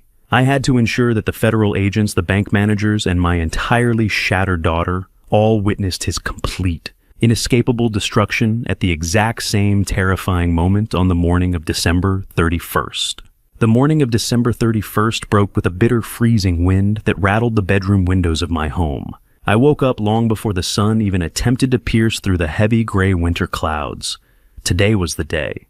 The final hours of the year were ticking away, and the massive federal trap I had spent the last 4 days meticulously building was finally armed and ready to be triggered. I lay perfectly still in my bed for a few moments, listening to the familiar sounds of my house waking up for what I knew would be the very last time under these terrifying conditions. Down the hall, I heard the heavy, aggressive footsteps of my son-in-law, moving quickly between his bedroom and the master bathroom. Declan was not moving like a man who was simply going to a standard holiday business meeting. He was moving with the frantic, highly energized pace of a man who firmly believed he was about to conquer the entire world. I slowly got out of bed, put on my simple wool sweater and corduroy trousers, and walked down the stairs to the kitchen to brew a pot of black coffee. I sat quietly at the marble island, waiting for the performance to begin. 10 minutes later, Declan walked into the kitchen, and the sheer arrogance radiating from his body was genuinely suffocating. He was dressed in a brand new, incredibly expensive dark navy bespoke suit that fit his shoulders perfectly. He wore a crisp white silk shirt, a silver silk tie, and a pair of highly polished black leather shoes that clicked sharply against the kitchen floor tiles. He looked exactly like a millionaire corporate executive stepping out of the pages of a luxury magazine. He had obviously purchased this entire outfit entirely on credit, arrogantly anticipating the massive $800,000 cash wire transfer that was scheduled to hit his stolen escrow account in just a few short hours. He walked straight past me, without offering a simple good morning, opened the refrigerator, and grabbed a bottle of expensive imported sparkling water. He leaned against the counter, crossed his ankles, and looked down at me with an expression of absolute unadulterated contempt. He truly believed he was the undisputed king of my castle, standing triumphantly over the broken, pathetic ruins of my long life. Declan took a slow sip of his sparkling water and checked the heavy gold watch on his left wrist. He looked at me with a cold smile, entirely devoid of empathy. He told me to make absolutely sure all of my pathetic brown cardboard boxes were securely taped and stacked by the front door before he returned home this afternoon. He spoke to me slowly and loudly, using the exact same condescending tone a frustrated teacher would use to scold a very slow, disobedient child. He proudly announced that he had personally finalized all the necessary intake paperwork for my permanent relocation. He stated that a cheap medical transport van was scheduled to arrive at my driveway at exactly noon tomorrow, right on New Year's Day. He described the van in vicious detail, telling me it was the kind they used to haul away indigent patients who had absolutely no family left to care for them. He wanted me to fully understand the absolute bleakness of my immediate future. He ordered me to be sitting quietly on the front porch with my single brown suitcase when the van pulled up, strictly forbidding me from making a dramatic emotional scene in front of the neighbors. He warned me that if I caused any trouble or refused to get inside the transport vehicle, he would completely cut off my access to my grandson Mason forever. He used the child I loved more than anything in the world as a final cruel weapon to ensure my total obedience. I sat at the kitchen island staring down into the dark reflection of my black coffee. I did not raise my voice. I did not argue. I simply gave him a slow, highly defeated nod of my head. My silent submission was exactly the fuel his massive ego desperately required. He chuckled darkly, placed the empty water bottle on the counter, and turned his back on me to grab his leather briefcase from the hallway table. At that exact moment, my daughter Serena walked into the kitchen. She was wearing a thick pink fleece robe, her hair tied up in a messy morning bun. She looked incredibly tired, but there was a forced, desperate sense of hopeful excitement completely taking over her face. She walked directly past me, entirely ignoring my presence, and went straight to her husband. She threw her arms around Declan's neck and kissed him deeply. She stepped back, straightening his silver silk tie with her hands, and looked up at him with eyes full of absolute blind devotion. She told him how incredibly handsome he looked in his new expensive suit. She wished him the best of luck on his massive business closing today. She actually smiled a genuine bright smile and told him that she was so incredibly proud of how hard he was working to permanently secure their family's financial future. The level of tragic, sickening irony echoing through the warm kitchen was almost too much to bear. She was actively praising the very monster who was silently plotting to completely destroy her entire existence. I watched her caress his cheek, entirely unaware that the man she was kissing was currently holding a secure digital key fob for a downtown luxury penthouse that belonged exclusively to his young blonde mistress. She had absolutely no idea that while she was busy thanking him for saving their marriage, he was meticulously planning to walk out of the title company with $800, 000 in stolen cash, and never return to this house again. She was eagerly helping him load the gun that he was going to point directly at her heart. Declan smiled back at her, a flawless, charming, and completely terrifying performance. He kissed her forehead, promised her they would celebrate with an expensive dinner tonight, and told her he loved her. The lie rolled off his tongue so easily, so naturally, that it made my blood run completely cold. Declan turned around and walked out the front door, the heavy oak slamming shut behind him with a loud final thud. I listened to the powerful engine of his leased car start in the driveway and slowly back out into the freezing winter street. Serena stood by the front window, happily watching him drive away toward his grand destiny. She let out a long, contented sigh, turned around, and finally looked at me, sitting at the kitchen island. Her smile instantly vanished, replaced by a cold, hardened expression of mild annoyance.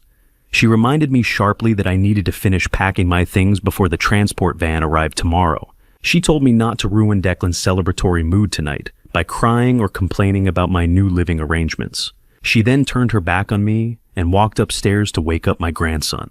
The total disregard she showed for my humanity cemented my resolve. There was absolutely nothing left to salvage between us.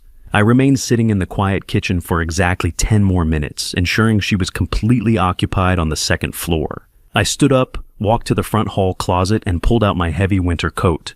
I reached deep into the back corner of the top shelf and retrieved my locked black leather briefcase. Inside that secure case rested the two items that were about to completely vaporize Declan's entire world.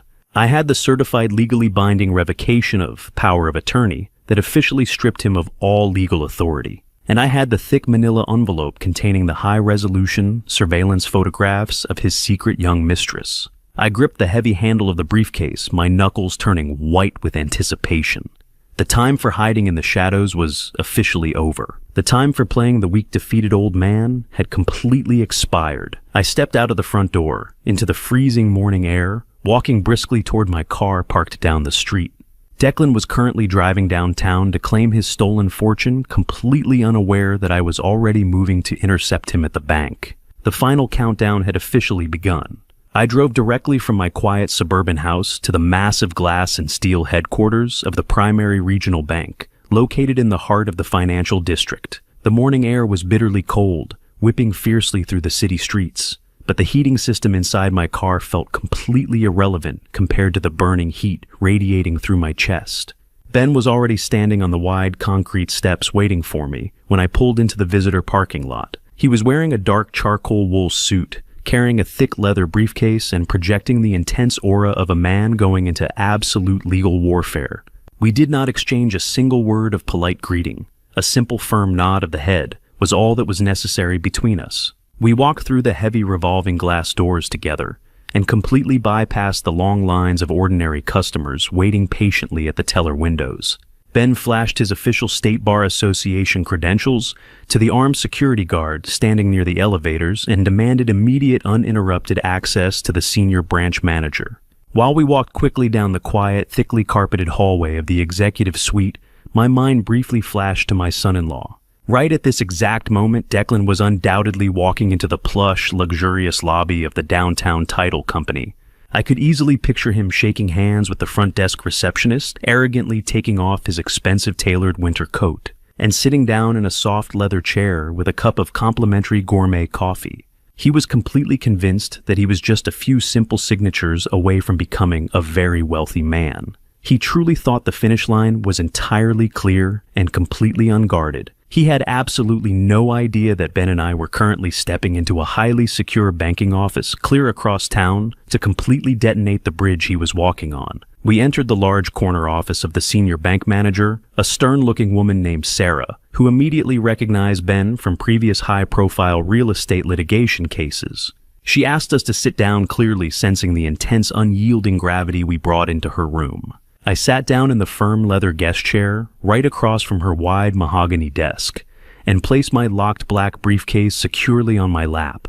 Ben did not bother sitting down. He stood tall, placed both of his hands firmly on the edge of her wooden desk, and commanded the absolute attention of the room. He told Sarah in a cold, uncompromising voice that we were facing an active, massive, and highly sophisticated case of elder financial exploitation and impending federal wire fraud.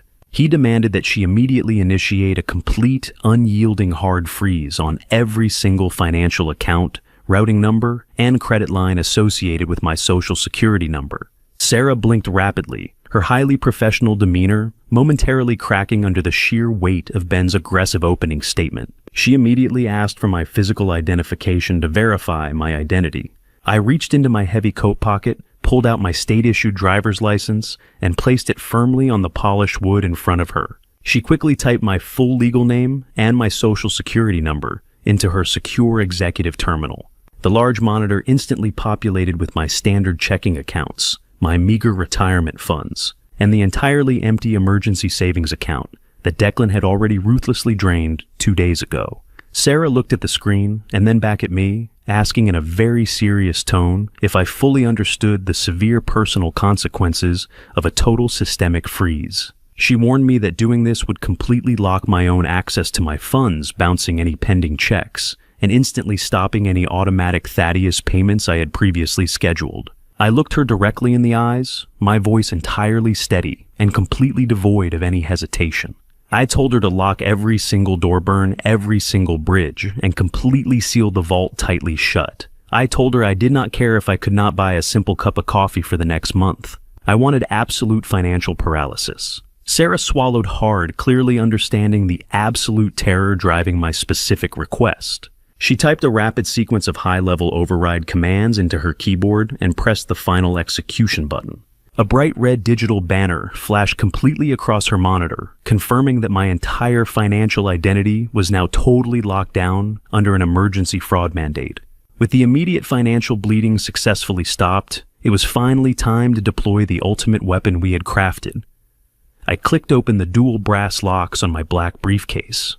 I carefully pulled out the heavy, thick, watermarked pages of the state-certified revocation of power of attorney. I handed the legally binding documents directly to Sarah. I told her clearly that my son-in-law had illegally filed a heavily forged document 2 weeks ago, granting himself total proxy control over my personal estate. I explained that he was currently sitting at a downtown title company, aggressively utilizing that dead-forged authority to sell my residential property to a massive corporate development firm. Sarah took the pages from my hand, her eyes scanning the dense legal text very quickly.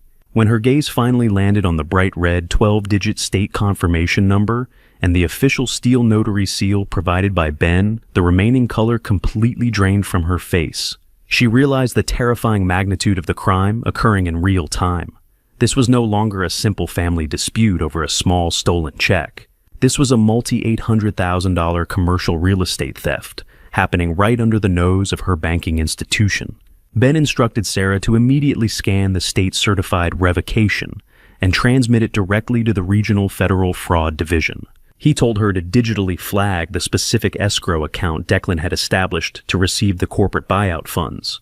Sarah picked up her desk phone with a visibly trembling hand and dialed the internal emergency number for the Central Fraud Prevention Department. She spoke rapidly into the receiver, reading my exact social security number, the state confirmation code printed on the revocation, and the specific routing details of Declan's hidden escrow account. She officially documented that the original power of attorney was a confirmed malicious forgery, and that the primary account holder was sitting right in front of her, legally blocking all incoming and outgoing financial traffic. The heavy protective machinery of the federal banking system was finally waking up, and its massive unyielding gears were locking firmly into place right around my son-in-law's throat.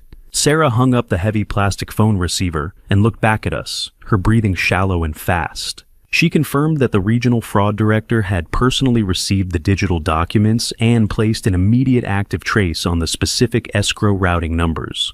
The trap was now fully operational and completely armed. The only thing left to do was wait for the arrogant rat to step directly on the trigger plate. Ben finally sat down in the leather chair next to mine, crossing his arms tightly over his chest. We all turned our entire attention to the large computer monitor sitting prominently on Sarah's desk. The screen displayed a live, highly secure feed of the locked escrow account. The balance currently read $0. We were waiting for a massive $800,000 commercial wire transfer to hit that exact digital space from the corporate real estate developers. The silence in the executive office was absolutely deafening. I could hear the second hand ticking loudly on the large analog wall clock above the door. It was exactly 9:15 in the morning. Declan was definitely sitting inside the fancy closing room right now, holding a heavy gold pen aggressively signing his forged name on the final fraudulent property deeds. I clearly pictured his arrogant, victorious smile. I pictured the corporate developers shaking his hand and congratulating him on a smooth transaction. I pictured the exact moment the escrow officer would hit the send button on their own computer terminal, legally authorizing the massive cash payout to secure the property title. The physical tension in my chest was so incredibly tight, I thought my ribs would snap under the immense pressure. I did not take my eyes off the computer screen for a single second.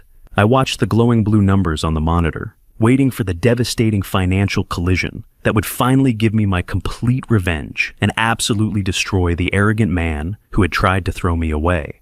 While we sat in the suffocating silence of the bank manager's office, my mind perfectly visualized the exact scene unfolding a few miles away in the luxurious downtown title company. Declan was sitting comfortably in a high-backed leather chair inside a polished glass conference room overlooking the city skyline. The corporate real estate developers were sitting directly across from him, sipping expensive bottled water, and casually discussing their destructive demolition plans for my beautiful family home. An escrow officer, entirely unaware that she was actively facilitating a massive federal crime, pushed a thick stack of legally binding closing documents across the smooth mahogany table. She smiled politely and handed Declan a heavy gold pen. He did not hesitate for a single second. He did not feel a sudden agonizing pang of guilt about destroying my life, throwing me into a substandard medical facility, or completely abandoning his own loyal wife and innocent child. He aggressively gripped the heavy pen and confidently signed his highly practiced forged signature on the bottom line of the final property deed. He handed the thick stack of documents back to the escrow officer with a wide, intensely arrogant smile, completely believing he had just successfully pulled off the greatest financial heist of his entire life. The silver-haired corporate developers stood up and shook his hand for the final time, officially and legally cementing the fraudulent commercial sale. The escrow officer turned back to her sophisticated computer terminal to initiate the massive financial payout. She carefully typed in the specific routing numbers for Declan's hidden escrow account, officially authorized the transfer of $800,000 in liquid cash, and pressed the final execution key. The digital money instantly left the massive corporate development account and shot through the complex, invisible web of the national banking system, heading directly toward the massive reinforced brick wall I had just meticulously built. Back inside the secure executive bank office, my eyes remained completely glued to the large glowing computer monitor sitting prominently on Sarah's desk. The digital clock on the bottom corner of her screen clicked silently to exactly 9:30 in the morning. Suddenly, the tense quiet room was pierced by a sharp, high-pitched electronic chime that made my heart race.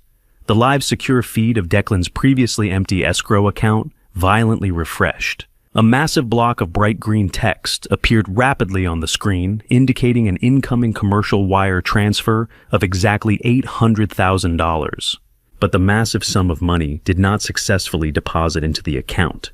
The exact microsecond the massive funds attempted to clear the final automated security checkpoint, they violently collided with the absolute, uncompromising hard freeze Ben and I had initiated just 30 minutes prior. The complex banking system reacted with terrifying immediate mechanical hostility. The bright green text on the monitor instantly turned into a flashing aggressive red color. A large digital warning box completely covered the center of the screen, displaying the words "Transaction denied" and "Account permanently suspended" in bold capital letters. The massive $800,000 wire transfer was instantly intercepted, frozen in a secure digital purgatory, and completely confiscated by the Central Fraud Division. Declan's entire master plan did not just quietly fail. It completely shattered into a million unrecoverable pieces against the impenetrable legal shield of the state-certified revocation document. I let out a long, incredibly heavy breath that I felt like I had been holding for the past 4 agonizing days. The deep, crushing physical weight on my chest completely evaporated entirely, replaced by a surging, powerful wave of absolute, undeniable victory. I looked over at Ben. My oldest, most loyal friend leaned back slowly in his leather guest chair, took off his reading glasses, and allowed a cold, deeply satisfied smile to finally spread across his face. Sarah sat perfectly still behind her large mahogany desk, staring intently at the flashing red warnings on her computer monitor. She reached out with a slightly trembling hand and typed a quick sequence of administrative commands to verify the exact legal status of the intercepted funds. She looked up at us, her eyes wide with a complex mixture of professional shock and deep respect for the flawless trap we had engineered. She confirmed in a quiet, incredibly serious voice that the massive wire transfer had officially crossed state banking lines before it was violently blocked by the internal freeze. Because the fraudulent transaction involved multiple major banking institutions, a stolen identity, a forged power of attorney, and an amount vastly exceeding the minimum federal threshold. The internal security system had automatically and instantly notified the Federal Bureau of Investigation. She explained that regional federal fraud agents and local police detectives were already receiving the automated emergency alert packets detailing the exact location of the fraudulent signing and the specific identity of the account holder. Declan was no longer just a simple domestic abuser, bullying an old man in a dark hallway. He was now officially categorized as a highly dangerous perpetrator of massive federal wire fraud. He had successfully completed the physical crime by signing the papers. He had left an undeniable digital paper trail, and there was absolutely no legal way for him to cancel the transaction or claim it was a simple family misunderstanding. He was permanently locked into the devastating consequences of his own unchecked greed. The heavy machinery of the justice system was actively preparing to hunt him down, and he was currently walking out of the title company, completely oblivious to the massive storm about to completely destroy his life. I vividly pictured Declan stepping confidently out of the towering glass doors of the title company building and walking out into the freezing winter air. He was probably pulling his thick, expensive wool coat tightly around his shoulders, inhaling the crisp city air, and feeling like the absolute undisputed master of his own grand destiny. He probably reached into his coat pocket to retrieve his car keys, eager to drive directly to the luxury downtown condominium to celebrate his massive victory with his young blonde mistress. But before he could even reach his car, the the sharp vibrating ring of his expensive smartphone would entirely shatter his peaceful delusion. He would pull the phone from his pocket, casually expecting a congratulatory text message from the developers or a loving note from his secret girlfriend. Instead, he would see the frantic, terrified name of his luxury real estate agent flashing brightly on the digital screen. He would swipe to answer the call, his arrogant smile still firmly plastered on his face. But the voice on the other end of the line would not be offering warm holiday congratulations. The luxury real estate agent would be screaming in absolute unfiltered panic. She would rapidly inform him that the initial $80,000 earnest money check he had aggressively used to secure the $1 million penthouse had just violently bounced back from the bank, completely flagged for severe internal fraud. She would yell directly into the phone that the luxury condominium management company was entirely furious. The property was immediately going back on the public market. And most terrifying of all, two uniformed police officers were currently standing in the pristine marble lobby of the building, aggressively asking for his exact whereabouts. The absolute horrifying realization would suddenly crash down upon his shoulders right there in the freezing cold street. He did not have his stolen $800,000. He did not have his stolen $80,000 deposit. He did not have his $1 million penthouse. He had absolutely nothing. The blood would completely drain from his face as he realized his flawless master plan was actually a perfectly engineered financial guillotine, and the heavy steel blade had just violently dropped. He was suddenly a highly wanted fugitive, completely trapped in a nightmare of his own making, and the only place left for him to run in absolute desperation was back to the very house he had just tried to destroy. I left the secure executive office of the regional bank and drove back to my quiet suburban neighborhood. The freezing winter wind continued to howl against the windshield of my car, but the thick, suffocating weight that had rested heavily on my shoulders for the past 4 days was entirely gone. I felt incredibly light, highly focused, and completely ready for the final devastating act of this tragedy. I parked my car inside the garage, intentionally pulling it very close to the massive wall of brown cardboard moving boxes Declan had proudly packed with my belongings. I looked at those sealed boxes and felt a deep, profound sense of vindication. Those boxes were not going to a cheap medical transport van or a low-income nursing facility. They were going to stay right here in my beautiful home, exactly where they belonged. I unlocked the interior garage door and stepped into the warm, familiar hallway of my house.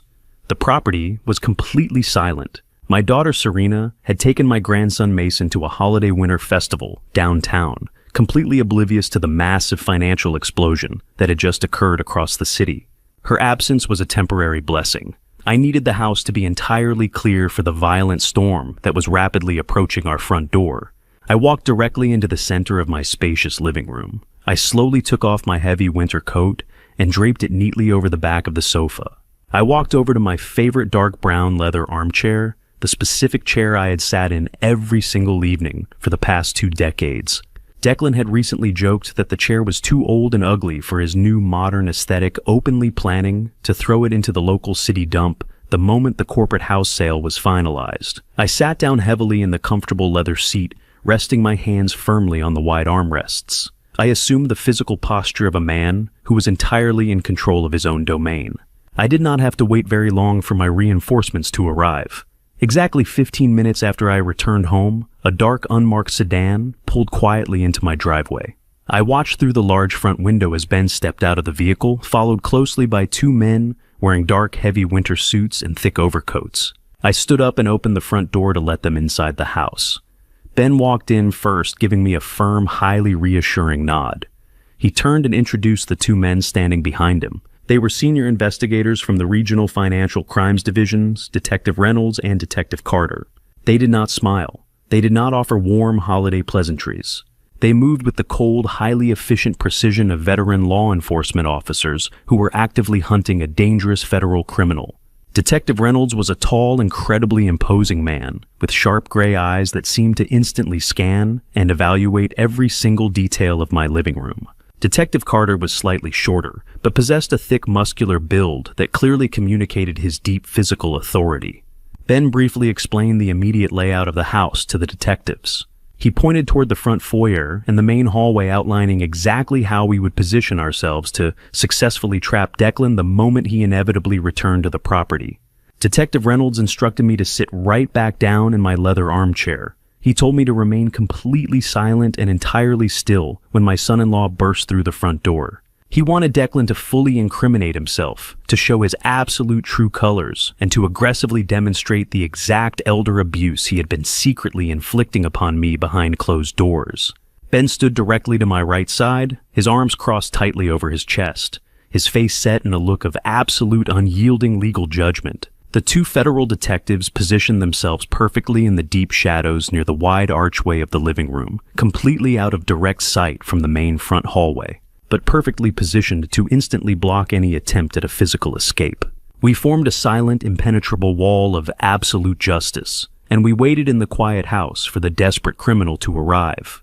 The suffocating silence of the living room was suddenly broken by the loud, aggressive sound of a car engine roaring down the quiet suburban street. Through the large front window, I watched Declan's vehicle violently jump the curb and skid dangerously across the snow-covered driveway. He slammed on the brakes, throwing the car into park before it had even completely stopped moving. The heavy driver's side door flew open and Declan practically fell out of the vehicle. He did not look like the arrogant, highly confident millionaire who had walked out of my kitchen just a few short hours ago. His expensive tailored winter coat was completely unbuttoned and flapping wildly in the freezing wind. His silver silk tie was violently loosened around his neck. His face was entirely flushed with a dark, terrifying shade of panicked red. He was moving with the frantic, highly reckless energy of a cornered animal, desperately searching for a way to survive. He aggressively stomped up the concrete front steps, completely ignoring the icy patches on the ground. He did not bother reaching into his pocket for his house keys. He simply raised his heavy leather boot and violently kicked the solid oak front door right near the heavy metal handle. The door shuddered under the immense physical impact, but remained securely locked. He kicked it a second time, simultaneously twisting the doorknob with aggressive, panicked force. The heavy deadbolt finally gave way, and the thick oak door crashed loudly against the interior hallway wall. Declan stormed into the front foyer like a completely unhinged madman.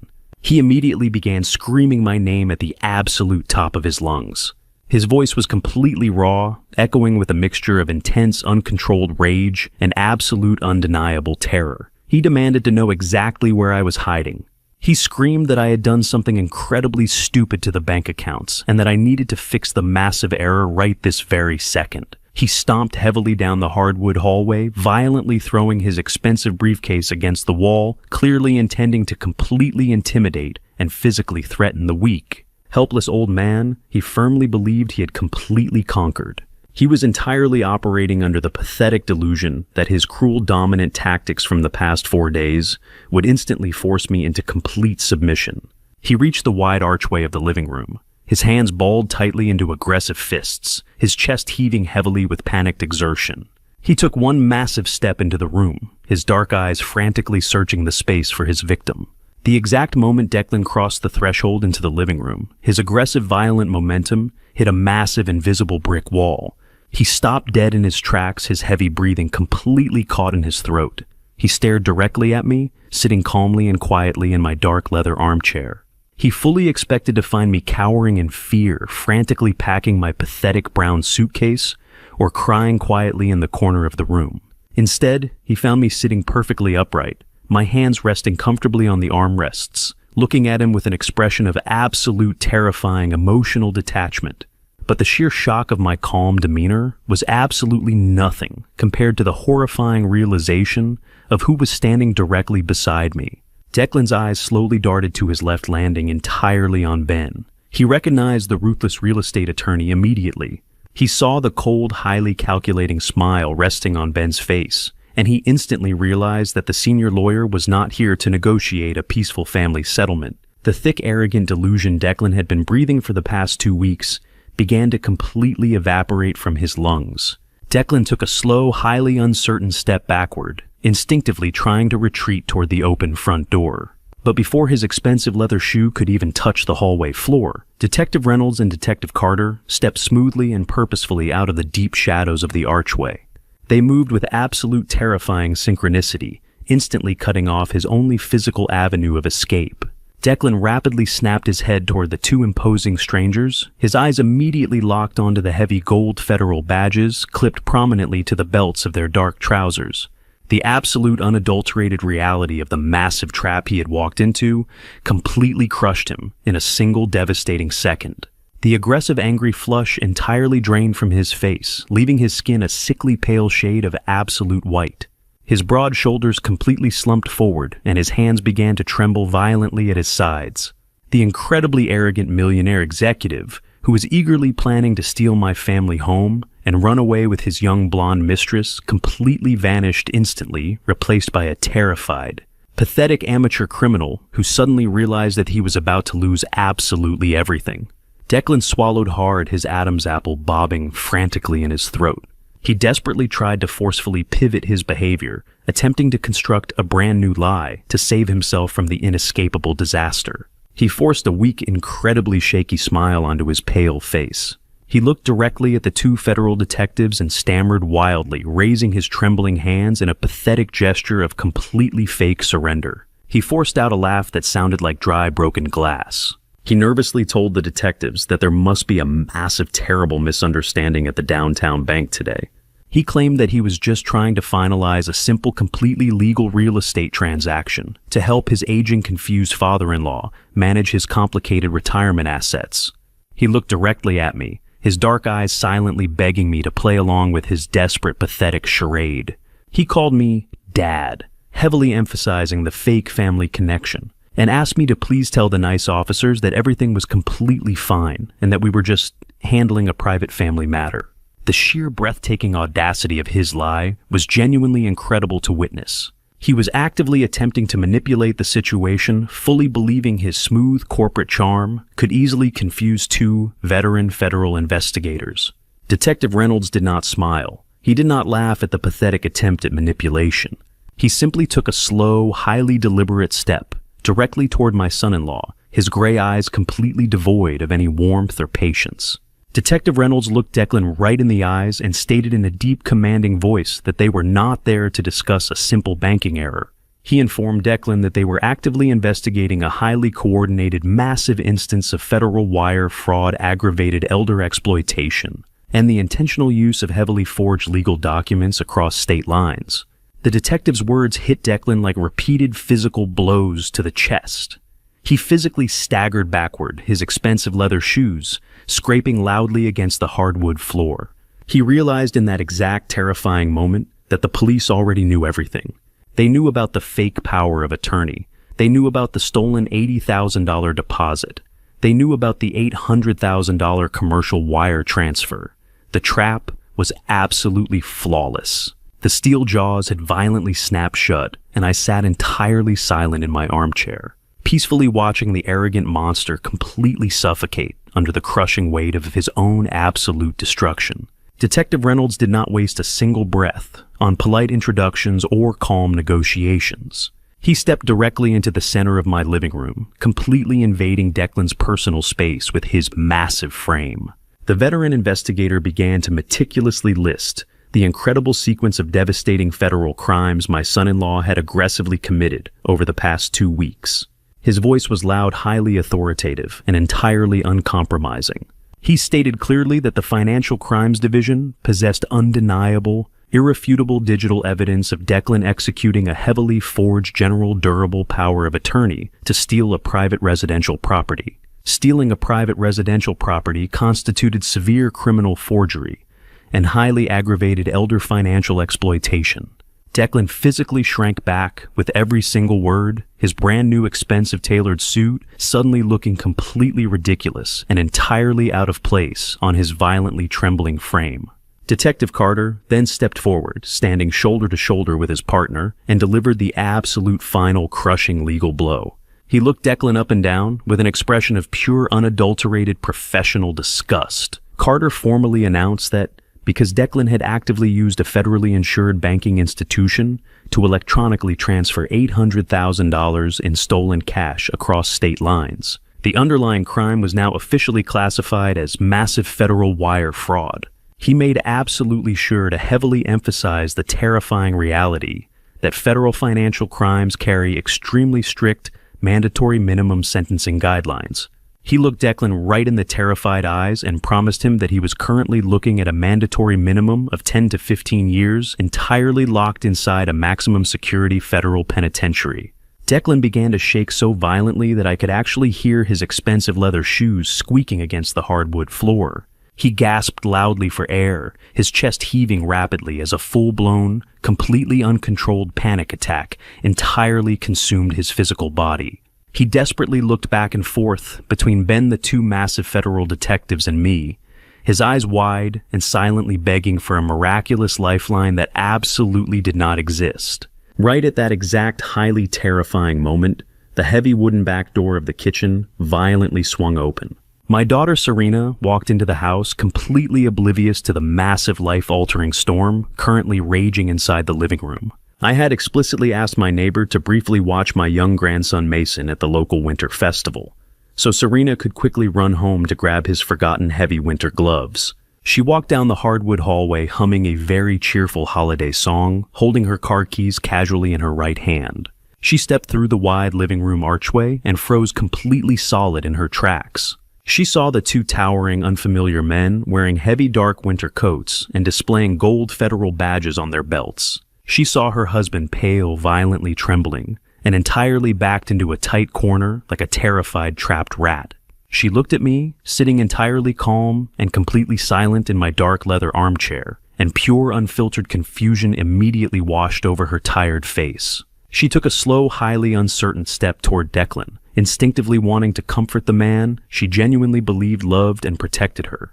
But the exact second Declan saw his wife enter the room, his fundamental deep-rooted core cowardice completely took over his entire personality. He did not try to protect her from the horrific situation. He did not try to shield her from the massive legal and emotional fallout about to destroy their lives. He instantly raised his shaking right hand, pointed his index finger directly at Serena, and aggressively threw her right to the hungry federal wolves. He screamed at the absolute top of his lungs that the entire fraudulent real estate scheme was completely her idea from the very beginning. He hysterically lied directly to the federal detectives, claiming that Serena deeply hated me, that she desperately wanted to forcibly sell the family house to fund her own lifestyle, and that she was the absolute mastermind who had personally forced him to forge the legal documents.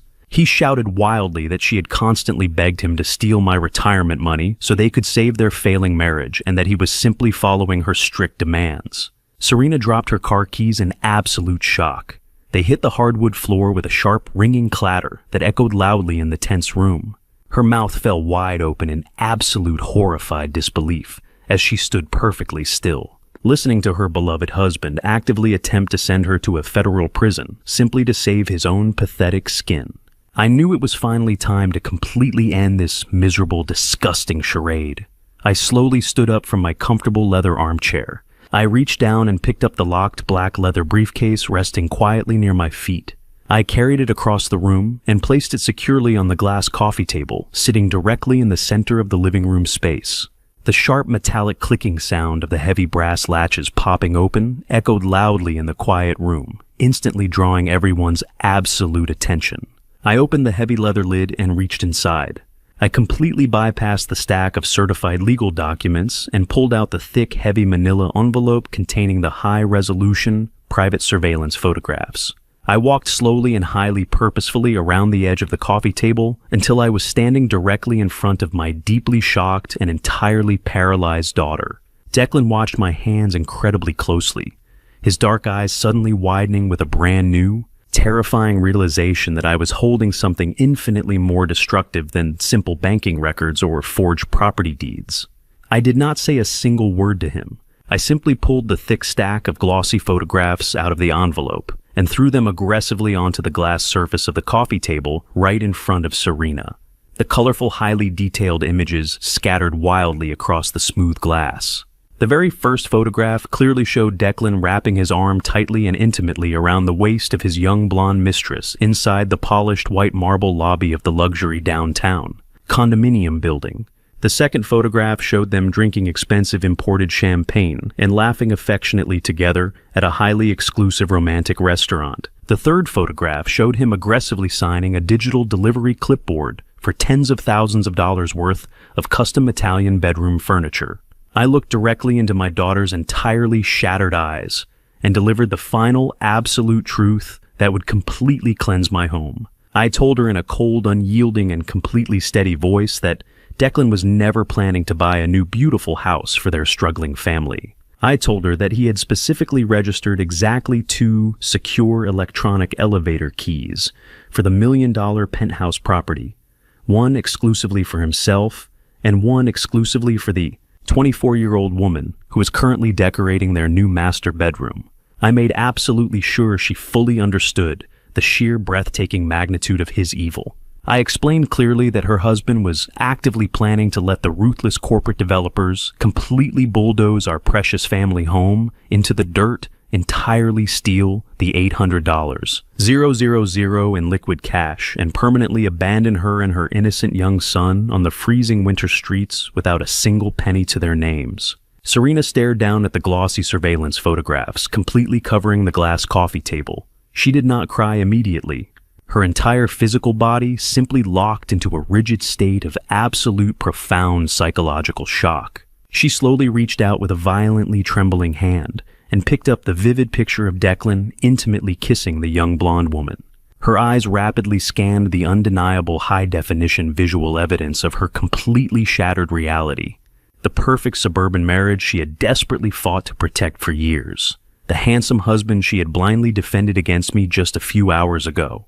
The entire hopeful foundation of her adult life was absolutely nothing more than a disgusting, highly elaborate trap, meticulously designed to completely destroy her. A low, agonizing, and entirely hollow wail suddenly erupted from deep inside her chest. It was a terrifying, deeply guttural sound of pure, unadulterated heartbreak and total, absolute betrayal. She dropped the glossy photograph back onto the table, covered her pale face with both of her shaking hands, and collapsed heavily onto her knees right there in the center of the living room carpet. She sobbed violently, her entire body shaking with the immense, crushing force of the devastating revelation. Declan completely panicked, realizing his ultimate social and financial destruction was fully complete. He took a reckless, highly desperate step forward, reaching his hands out toward his sobbing wife, hysterically shouting her name, desperately trying to formulate a pathetic, entirely unbelievable excuse for the undeniable photographs. But he never even got the chance to speak another pathetic lie. Detective Reynolds and Detective Carter moved with absolute terrifying physical speed. They lunged forward, simultaneously grabbed Declan violently by his broad shoulders and aggressively slammed him face first against the hard plaster wall of my living room hallway. The heavy, violent physical impact rattled the antique picture frames hanging nearby. Detective Carter grabbed Declan's wrists with immense force, twisted them painfully behind his back, and secured them tightly with a pair of heavy, freezing steel police handcuffs. The loud, sharp clicking sound of the metal ratchets firmly locking into place was the absolute most beautiful sound I had ever heard in my entire life. Detective Reynolds leaned closely into Declan's ear and loudly, professionally read him his absolute Miranda rights, explicitly informing him that he had the right to remain completely silent. The 2 massive federal detectives forcefully pulled Declan away from the wall and dragged him aggressively toward the open front door. Declan kicked his legs wildly, screaming in absolute panic, begging me to immediately call the bank manager, begging Serena to please look at him one last time, completely melting down into a pathetic weeping puddle of absolute terror. They hauled him forcefully out the front door, marched him roughly down the snowy concrete front steps, and shoved him violently into the back seat of their dark, unmarked police sedan. I stood quietly in my living room, looking out the front window, and watched the official vehicle drive away down the freezing street, taking the absolute worst mistake of my family's entire life entirely out of our world forever. The heavy oak front door remained wide open for several long minutes after the unmarked police vehicle disappeared entirely down the snow-covered street. I stood there silently, feeling the freezing winter wind blow aggressively through the hallway, letting the crisp air physically cleanse the toxic, heavy atmosphere that had suffocated my home for years. Ben stood quietly beside me, placed a strong, reassuring hand on my right shoulder, and told me he would personally handle all the necessary legal follow-up with the federal prosecutors. He gathered his heavy leather briefcase, gave me one final nod of deep, profound respect, and walked out to his car, leaving me completely alone with my daughter. I slowly pushed the front door closed, locked the heavy brass deadbolt with a satisfying click, and turned around to face the living room. Serena was still sitting on the hardwood floor exactly where she had collapsed. The glossy surveillance photographs of her husband and his young blonde mistress were still scattered wildly across the glass coffee table, serving as a permanent, undeniable testament to her completely shattered reality. She slowly raised her head and looked directly at me. Her face was entirely streaked with dark ruined makeup, and her eyes were completely red from crying. She looked exactly like a frightened, lost little girl, desperately searching for the warm, protective father she had completely taken for granted her entire adult life. She pushed herself up from the floor, her hands trembling violently, and took a slow, highly unsteady step toward me. She began to speak, her voice cracking with heavy, breathless sobs. She apologized profusely, repeating the empty words over and over again like a broken record. She swore to me that she never truly understood the massive, terrifying extent of Declan's evil plan. She begged me to forgive her for being so incredibly blind, for completely ignoring my feelings, and for allowing her husband to treat me so poorly in my own home. She reached out her shaking hands, desperately wanting me to step forward and pull her into a tight, comforting embrace. She cried heavily and told me that she had absolutely nowhere else to go. She pleaded with me to let her and my young grandson Mason stay in the house, promising that things would be completely different now that the monster was finally gone. She painted a pathetic, desperate picture of a fresh start, heavily hoping I would simply slip back into my old, comfortable role as her unconditional financial and emotional safety net. I looked at my daughter standing there in the hallway, begging for my protection, and I felt absolutely nothing. The deep, warm well of unconditional fatherly love that I had freely given her for 34 years was completely dry. I did not step forward to hug her. I did not offer her a warm tissue to dry her tears.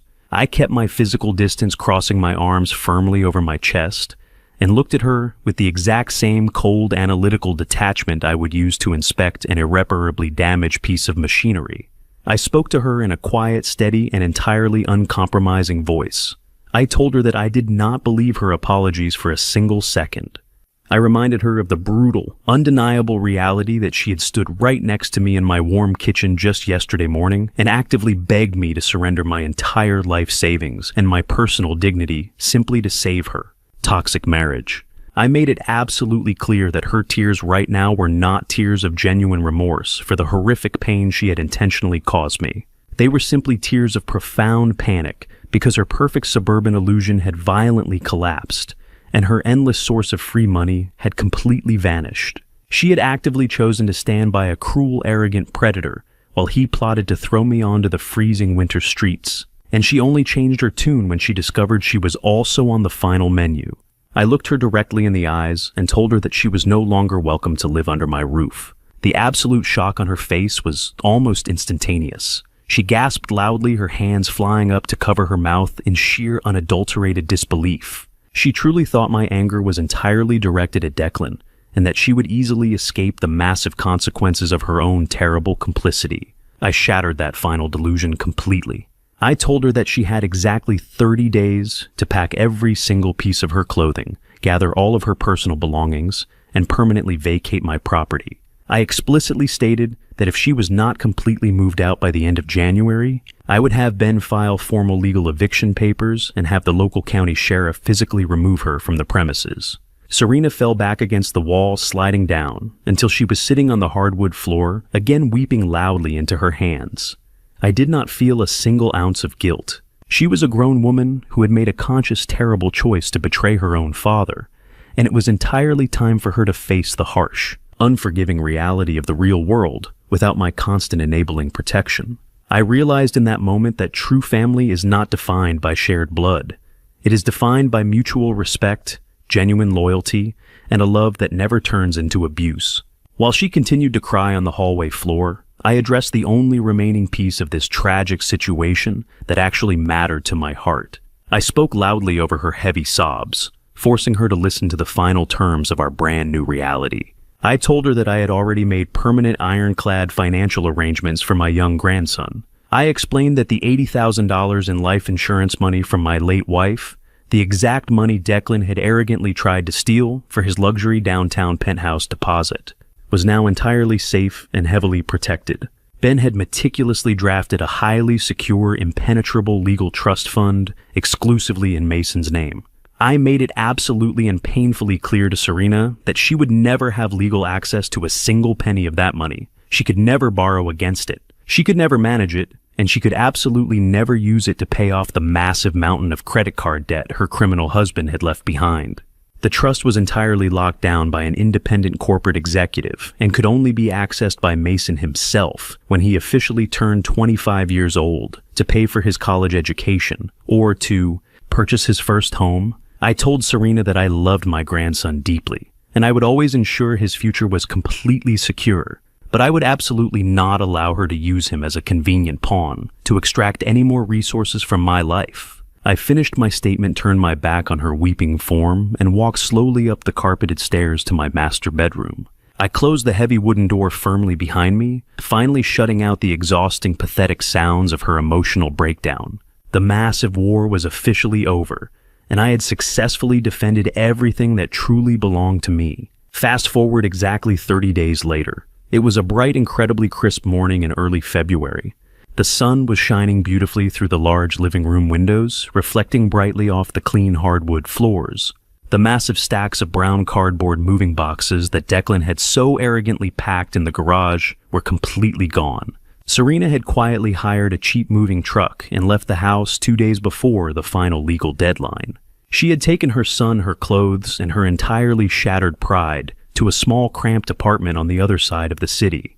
Declan was currently sitting in a cold, concrete federal holding cell, completely denied bail, awaiting his formal sentencing hearing, where he would undoubtedly receive his mandatory decade behind heavy iron bars. The heavy, toxic, and deeply parasitic presence that had heavily infected my home for 4 long years was finally completely eradicated. The air inside the house felt incredibly light, fresh, and remarkably clean. I walked slowly into my formal dining room. The grand mahogany table was no longer surrounded by greedy, entitled intruders disrespecting my property. It was perfectly polished, completely empty, and entirely mine. I pulled out the large wooden chair at the head of the table, my rightful and undisputed place, and sat down comfortably. I rested my hands firmly on the smooth wood and looked around the beautiful room I had built with my own 2 hands 40 years ago. I picked up a warm ceramic mug filled with fresh, steaming black coffee. I took a slow, deep sip, letting the rich, bitter taste entirely ground me in the present moment. I did not feel lonely. I felt an incredible sense of deep, enduring peace. There was absolutely no yelling, no disrespect, and no fear lingering in the hallways. There was only a profound, beautiful, and absolute quiet. The long, terrifying nightmare was entirely over. I had faced the absolute worst kind of betrayal, and I had survived by using my intellect, my patience, and my uncompromising resolve. The house was finally mine again, and the rest of my life was entirely my own to enjoy. Looking back on this painful family story, I finally understand something I was too proud to admit before. Blood alone does not define loyalty. Love alone does not guarantee respect. What happened to me was not just a simple mistake. It was a devastating family betrayal that forced me to see the truth about my own life. For years, I believed silence was strength. I believed enduring humiliation would somehow protect my family story from breaking apart. But that belief nearly destroyed me.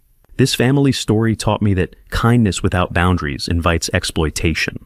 And when family betrayal grows in the shadows, it can quietly consume everything you built. And to you listening to this story, remember this: never surrender your dignity just to preserve the illusion of peace. If someone turns your love into a weapon against you, step back and see the truth clearly. I ignored the warning signs for too long in my own family story, and that mistake nearly cost me everything. In my darkest moment, I asked myself why this family betrayal happened at all. The only answer that gave me peace was faith. I believe God allowed me to see the truth before it was too late. I believe God gives us strength not to avoid betrayal, but to survive it. And sometimes, when justice seems impossible, God quietly guides events so the truth can finally surface. Many people will call what happened family revenge, and perhaps they are right. But my family revenge was never about hatred. It was about protecting what my wife left behind. It was about refusing to let greed rewrite our family story. And if I'm honest, Every act of family revenge comes with a price, because even when justice wins, the wounds of family betrayal remain. If you take anything from this family story, let it be this: ask questions early, protect your independence, and never mistake manipulation for love. Before you go, share your thoughts in the comments. Where are you listening from? And what would you have done in my place? Your voice keeps this community alive. If this family story resonated with you, consider liking and subscribing so you don't miss the next one. Thank you for staying with me until the very end. And a small note before the next stories begin: some future episodes may contain dramatized elements created for reflection and educational purposes. If that isn't the kind of content you enjoy, feel free to choose something else that suits you better.